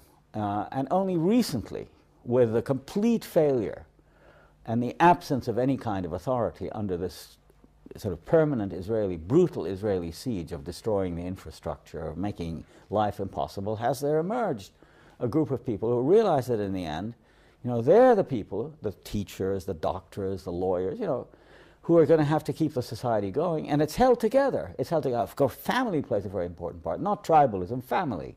It's a different thing. Tribe suggests something anthropologically sort of aberrant. But families and a connection to the land, in spite of Arafat and his people. And slowly examples of, like, again, my friend Abu Lughod, who went back and really set an example for others that he gave up in America. He was a prosperous, or at least well-off, professor. He owned his own house. He lived in a Chicago suburb. He was a respected member of the community, as we say. And he went back and lived in Ramallah and offered his services for nothing to the university. That has been missing. And finally, and ironically, it's been missing not in the people who are, who need to do it, who need jobs, but it's the people who don't need jobs that are the ones who are, the superbly well-educated, the well-off, the people who would survive. I mean, just because their skills and their background give them enough of a head start. They're the ones who, alas, always are flirting with Arafat, and you want to be called into the cabinet and want to get a ministry and that sort of thing. It's extremely disappointing. But can we go a bit deeper on that point of Arafat's leadership? The one way that I might see it, and you might not, I don't know, is that Arafat and other Arab leaders behave in their societies very much like Arab fathers in their families. So the Arafat would never be able to sit with you any more than a father could sit to be questioned by his son in an Arab family. And I think this emerges in your own memoirs and your father. I don't think any Arab leader could afford to sit down with one of his subjects, one of his citizens, and be questioned one-to-one by him. No, I think they could. I think you're wrong. I think they could, but they rely very heavily, just as Arafat relies, and I don't think it's specific to Arabs, I think it's everywhere. They rely on, you might say, the authority of the authority. Let's say the authority of the office. It's a very intimidating factor. And it's not just about being a father, it's about holding a position, which is terribly important in Arab society, and I think it's true in every society. I mean, if you're a professor in a university, I've always thought that that's the best thing to be in a university, but if you're a dean or a vice president or a provost, it's not just true in the Arab world, it's true in the West as well, then you're considered something of greater importance. I think that's it. So there's no fear for Arafat or the king of Saudi Arabia or the sheikh of Kuwait to sit with people. In fact, they have these diwans and people can come and talk to them in an extremely egalitarian way. It doesn't make any difference. I mean, they listen to them, but it doesn't mean they're going to do anything because they know it can't affect them, right? They come as individuals. What we don't have is an informed public opinion which is mobilized, whether through in Gramscian terms, that is mobilized to create a kind of hegemony through a culture of, let's say, resistance, or at least offering some challenge to the single authority. It's the authority that I think, for example, that somebody like Bush has. It's just because he's the president. People venerate authority, and I think it has, in the end, not so much to do with families. It may be vestigial. I mean, they carry with them a kind of patriarchal cachet, but it's not only that, is what I'm trying to say. I think it's the whole mechanism of power, which I've always believed it's the intellectual's role to oppose, or at least to expose and demystify, and saying, well, he doesn't really have that kind of power. You have to be able to say, and most people are afraid to do that. Well, the thing that seems to have brought the Oslo process to an end were two things. The Camp David talks, which were said to have been the most generous offer Israel has ever made to the Palestinians, 95% of the land, Arafat rejecting it, so the talks collapsed. And also, Arafat's leadership itself seems to me to have come in question by the Palestinians when they began the stone throwing after Sharon's march to the Temple Mount, or the Temple Mount, or the Haram Al-Aqsa. Yeah. So I want you to amplify, because in a way, what happened after the Camp David talks was what you'd predicted what would happen at the time of Oslo. Yeah, well, look, I mean, I think the problem during that whole decade of Oslo, from 93 on, is that they were, thanks to the Americans, let's put it this way, and people like Dennis Ross, they created a kind of space that was completely illusory. It was called the peace process, right? And that was more and more distant from the reality that most Palestinians were living. Their land was being lost at a terrifying speed. Barak himself, who made this famous generous offer, which he had no right to make in the first place, it wasn't his land to offer. You know, I mean, it was illegally taken land, and so, I mean, the word generous offer is outrageous in this context, totally inappropriate. He had implanted more settlements than any other prime minister, including Netanyahu, before him. Okay, so that was happening.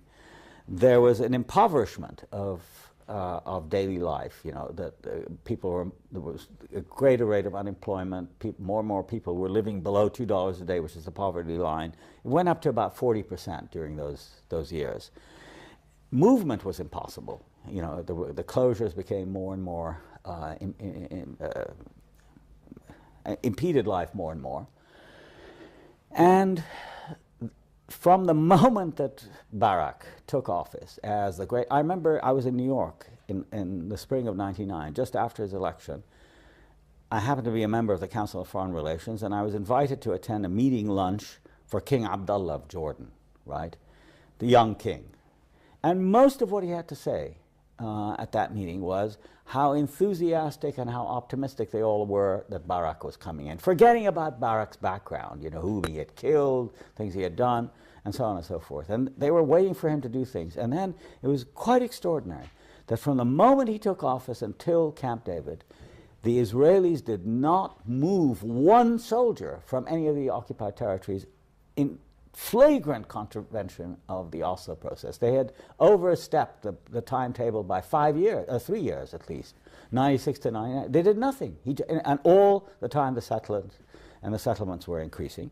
Second, they offered the Palestinians cantons, basically, that were separated by Israeli roads and settlements and so on, so that you couldn't really see it as a continuous whole.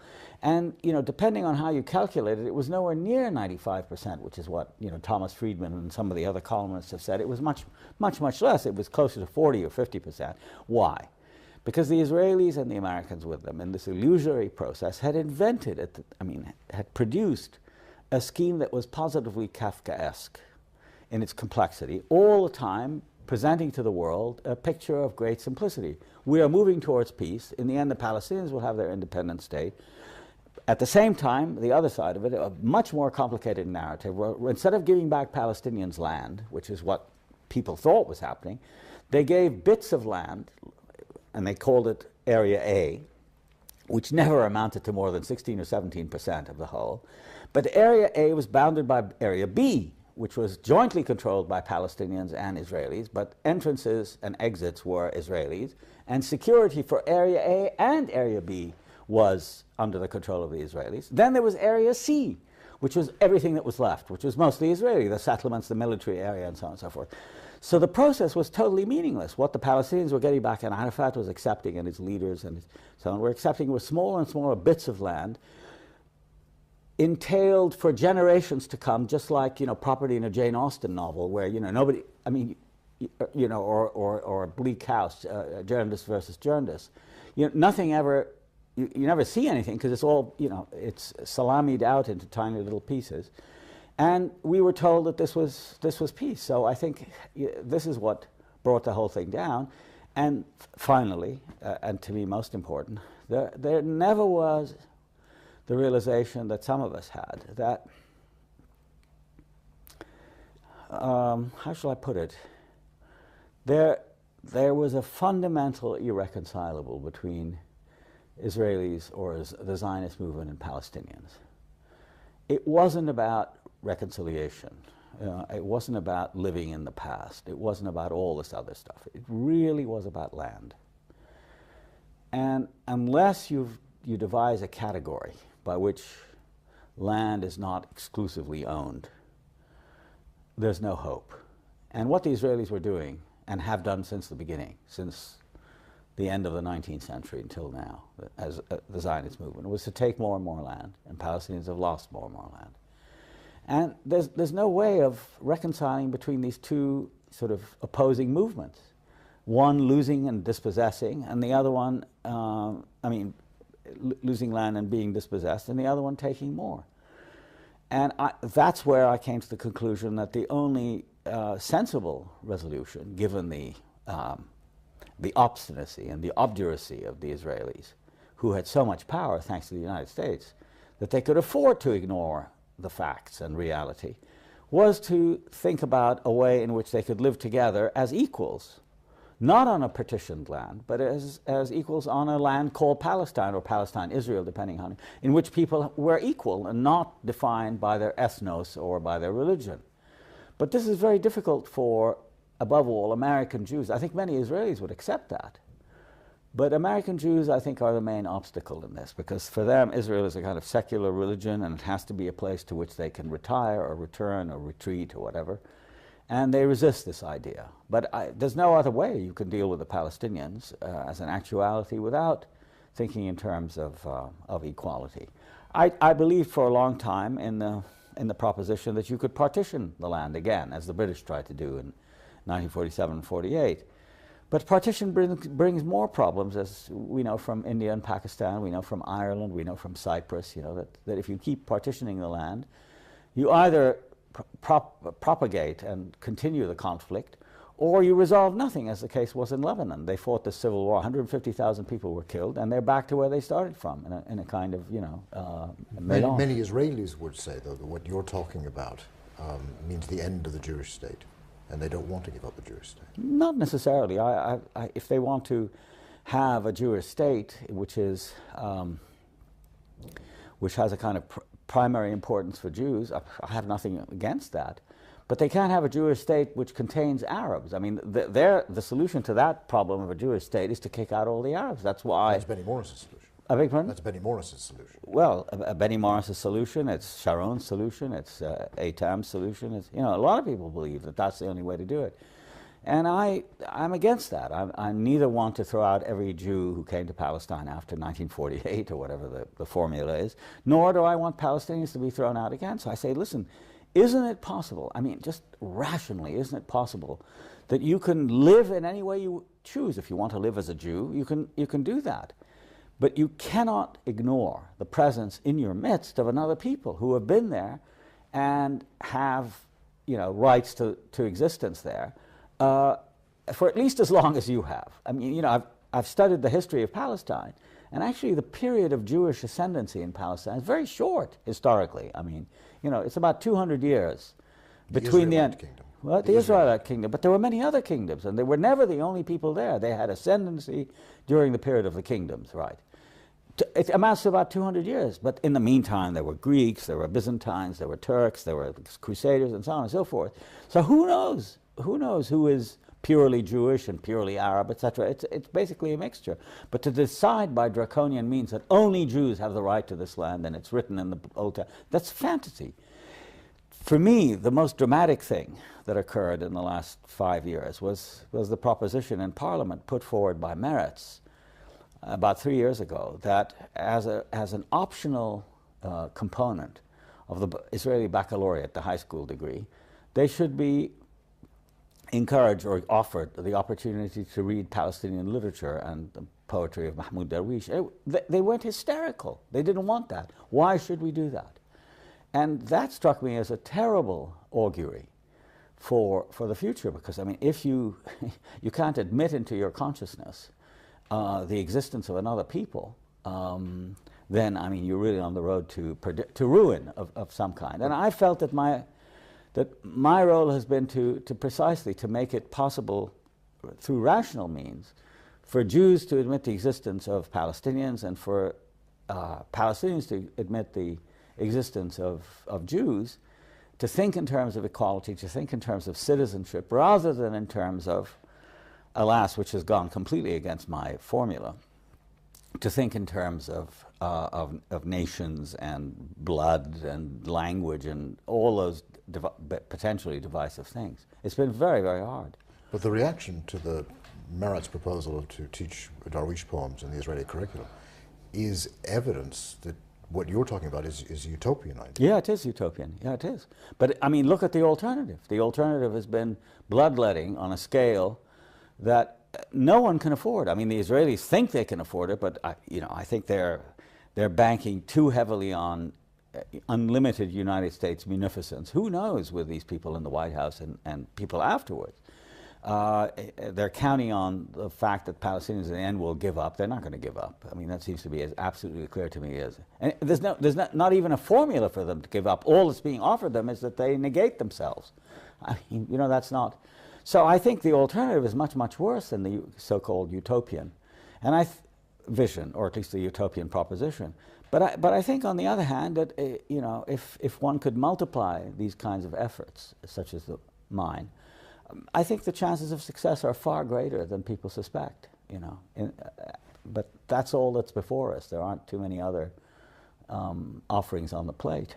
Now, to go back to the beginning of the present Intifada, I said earlier that it seemed to me to be just as much against the leadership of Yasser Arafat, who subsequently co-opted it to protect himself. What is it directed against now? It seems to be sporadic, inchoate, suicide bombings, still some mass demonstrations, but fewer and fewer because of the curfews and the closures. Where is it headed? What's its strategy? Well, I don't think it's headed anywhere. I think it's mostly fueled by defiance. I don't think that'll stop. There is, I think one would be foolish to deny it, there is a considerable amount of religious and nationalistic fervor, which comes out in, to my way of thinking, useless acts of destruction. I mean, to show the Israelis that, we exist, and that no matter what you do, there are going to be responses. You can't eliminate everything that we do, which is what the Israelis have been trying to do. There are two inhuman logics really at work. And I think it's very important for us, for Palestinians, to show not only that suicide bombings are useless, but also to show that at the same time that they are really intimately tied in the same dialectic with Israeli tactics, which are equally useless. And I think that you might say the silver lining in the cloud is that this is only the surface, that beneath the surface, I'm convinced, and I know, insofar as one can know these things, that there are other movements developing, which are, you might say, at the level of civil society. I mean, most of the institutions of the authority have disappeared. The police force doesn't exist anymore, the incarceration, the corruption, all of that is now, let's say, informal. It's no longer planted in the center of Palestinian life. In the meantime, with all the difficulties that they experience, the schools are still open, the universities function, the medical services, the ambulances, the health centers, etc., have great difficulties, mostly caused by the Israelis. Nevertheless, they continue to provide services. There's a huge network in the villages of medical relief, and that's entirely a civil sort of self-help project done by Palestinians, completely outside the authority. By Mustafa Barghouti. Outside the authority and having nothing to do with the ordinary NGO network of sponsorship by the Swedes or the Germans and so on and so forth. And there is a dawning awareness, despite the fragmentation of the land, by these closures, this vicious system of 250 barricades. There's a dawning awareness that if we don't do it ourselves, nobody's going to do it. Arafat can't do anything. Arafat is now, I think, more or less completely neglected. And I've been pushing for, and I think I'm making a slight headway, for a constituent assembly, an assembly that itself provides its own legitimacy, by asking people who represent segments of the community to come together and meet and establish a constitution, which of course Arafat has always prevented. Would this be all Palestinians? All Palestinians, so yeah. I mean, refugees? Well, insofar as it's possible, but I think if it were done on the West Bank and Gaza, let's say in Palestine, it could be a model for the reconstitution, let's say, of the National Council, which was also Arafatian PLO, let's call it device. But it played an important role, but its role is over.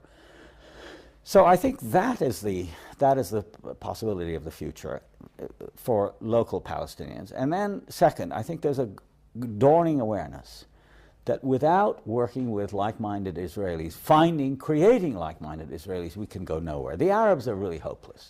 There's no, I mean, Arab sympathizers are there by the millions, obviously. People in the street who sympathize with the Palestinians, outraged at what's happened and so on. That's fine. But politically, they provide very little.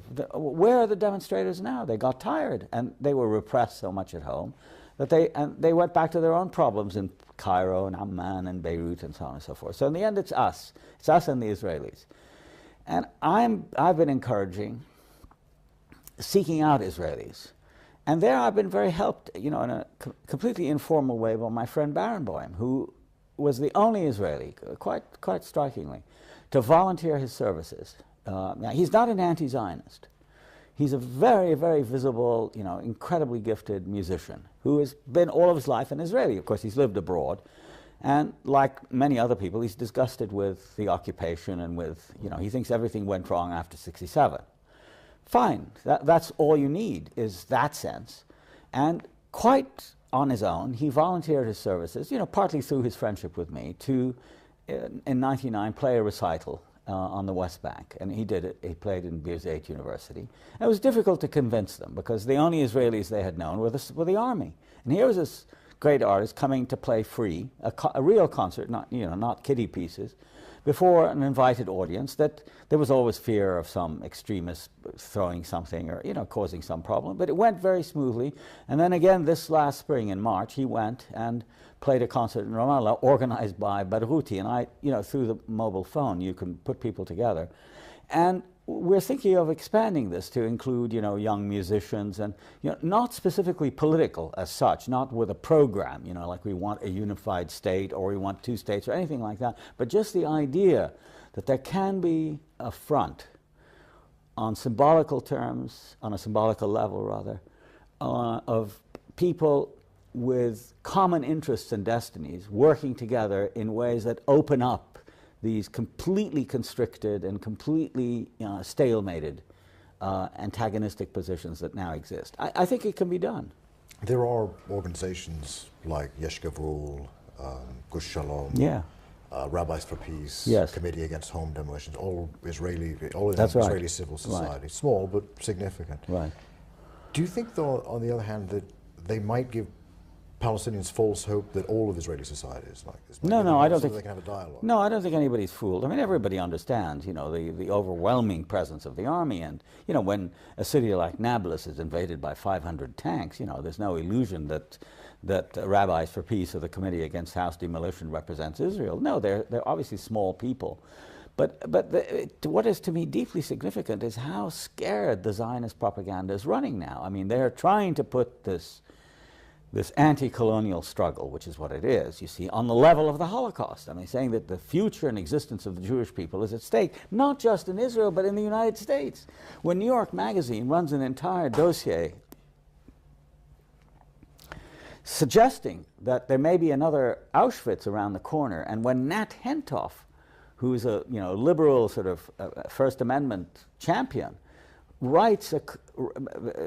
makes a statement that he wouldn't be surprised if loudspeakers in Times Square summoned the Jews out of their houses to line up in Times Square. When he makes statements like that, you realize that something very fundamental is being challenged, and that is the idea that somehow this state can exist extraterritorially, regardless of the consequences of its history and so on and so forth. And that period, I think, is coming to an end. So insofar as those changes are on the horizon, I'm much more optimistic than the events on the ground would suggest. I mean, what with Netanyahu now joining the government and another election that will probably bring Likud, more power. But what about the effects of an Iraq war? Well, that's the great imponderable. It's hard to know what the fallout of that may be, but I mean, it certainly won't be. It certainly won't be good. It may be, it may be that the drawing of a new map, which is, I think, what Bush and his people really want, and I think what Sharon wants, you know, with a kind of naked hegemony of, not hegemony, naked domination of the United States and Israel over the oil and over the region, which have been, of course, U.S. policy from the beginning. It's now that the gloves have been taken off. That might polarize things more clearly for the inhabitants of the region. You see, I mean, a lot of the thinking of this, it's a very interesting issue. A lot of the thinking about the Middle East has really been extraterritorial. It's been done by people who are not there, by expatriates, by Zionists who live in Washington and New York and London and so on and so forth. And I think what this might do is, with a dramatic change in the landscape, which is certain to ensue, whether because of Iraq or Saudi Arabia or Syria or any of these countries, I think there will be a very dramatic change of focus. And people will become aware of the fact that, you know, they have a stake in their land, that I mean, a kind of new concreteness descends, and people no longer think in terms of dimensions having to do with God and the Old Testament, and I think in the face of this, for example, the Islamist movement in the Middle East, which has been on the wane for a very long time, despite what the media says, will decrease even more as people realize that they have to deal with the here and now, and not with the hereafter, and not with religious politics, and not with Islamic or Jewish or whatever states that is being posited by these movements. And I think it will become a more secular, in all senses, bad and good, of that word. And I think that's a distinct possibility. I don't think the plans, the blueprints, you know, for federalized Iraq and a democratized, I mean, I think that's all not paper nonsense done by callow and rather the jejune thinkers who the Orientalists. Well, they're either Orientalists or they're just, you know, they're opportun. I think they're opportunists much more than that. Orientalists in more sense, as we know from Kipling. I'm going to personalize it a bit, this whole problem. And I'm thinking of a poem that Mahmoud Darwish wrote before he went back to live in Palestine. And it was, as I recall, what am I to do then? What am I to do without exile, without long nights staring into the water? What about you? Have you come to depend on exile, to prefer it? Well, I don't know any other state. I mean, it makes no sense to me now at my age and with my declining health to think in terms of making some kind of terminal move. And I've been very interested, you know, not for very subtle reasons, in something that I call late style. You know, I'm writing a book, which I hope I can sometime finish, on the last period of various thinkers and writers and musicians and artists' lives. And it seems to me there are two alternatives, and the one I've chosen to study in my book is the more severe and difficult one, but to me the more interesting one. There is the idea that as you grow older, you become more reconciled, you settle your affairs, and you know, this image of the sage or the older person who is, you know, settled his quarrels, you know, rid himself or herself, as it may be, of worldly goods, and settles into a kind of holy state of understanding and acceptance. You know, Oedipus at Colonus, for example, or the late plays of Shakespeare, you know, Prospero at the end of The Tempest, returning to life and accepting the fullness of time and so on. There's another alternative, which is that of the late period as being one of greater intransigence, more complexity, more awareness of the irreconcilability of life, that life is not a dialectical process, as Lukács and others used to say, that if you think in terms of a synthesis, you can achieve it, even if it's only a psychological one. But rather that there's a endless discovery of new complexities and new difficulties, and I think that's what really interests me. I mean, it's not that I don't feel any more comfortable with it than I did earlier. I still feel out of sorts and at odds, you know, and anger plays a fairly major role in my thinking about, for example, Palestine. And well, it's not just anger, but you know, it's one is exercised. One's You're still raging against the night. Yeah, well, I don't know, raging. No, I try, on the contrary, I try to put it as sensibly as I can. But I don't think one loses one's ambition to try to indicate to people, you know, that there are other alternatives. That's what I'm trying to say, that you don't just shut down at the end, that you try to open up even as you're going down, which I'm certainly doing. But you're trying to open up avenues that you can leave behind for younger people and friends and comrades and so on and so forth. I think in terms rather like that than in the others, in the sort of harmonious terms.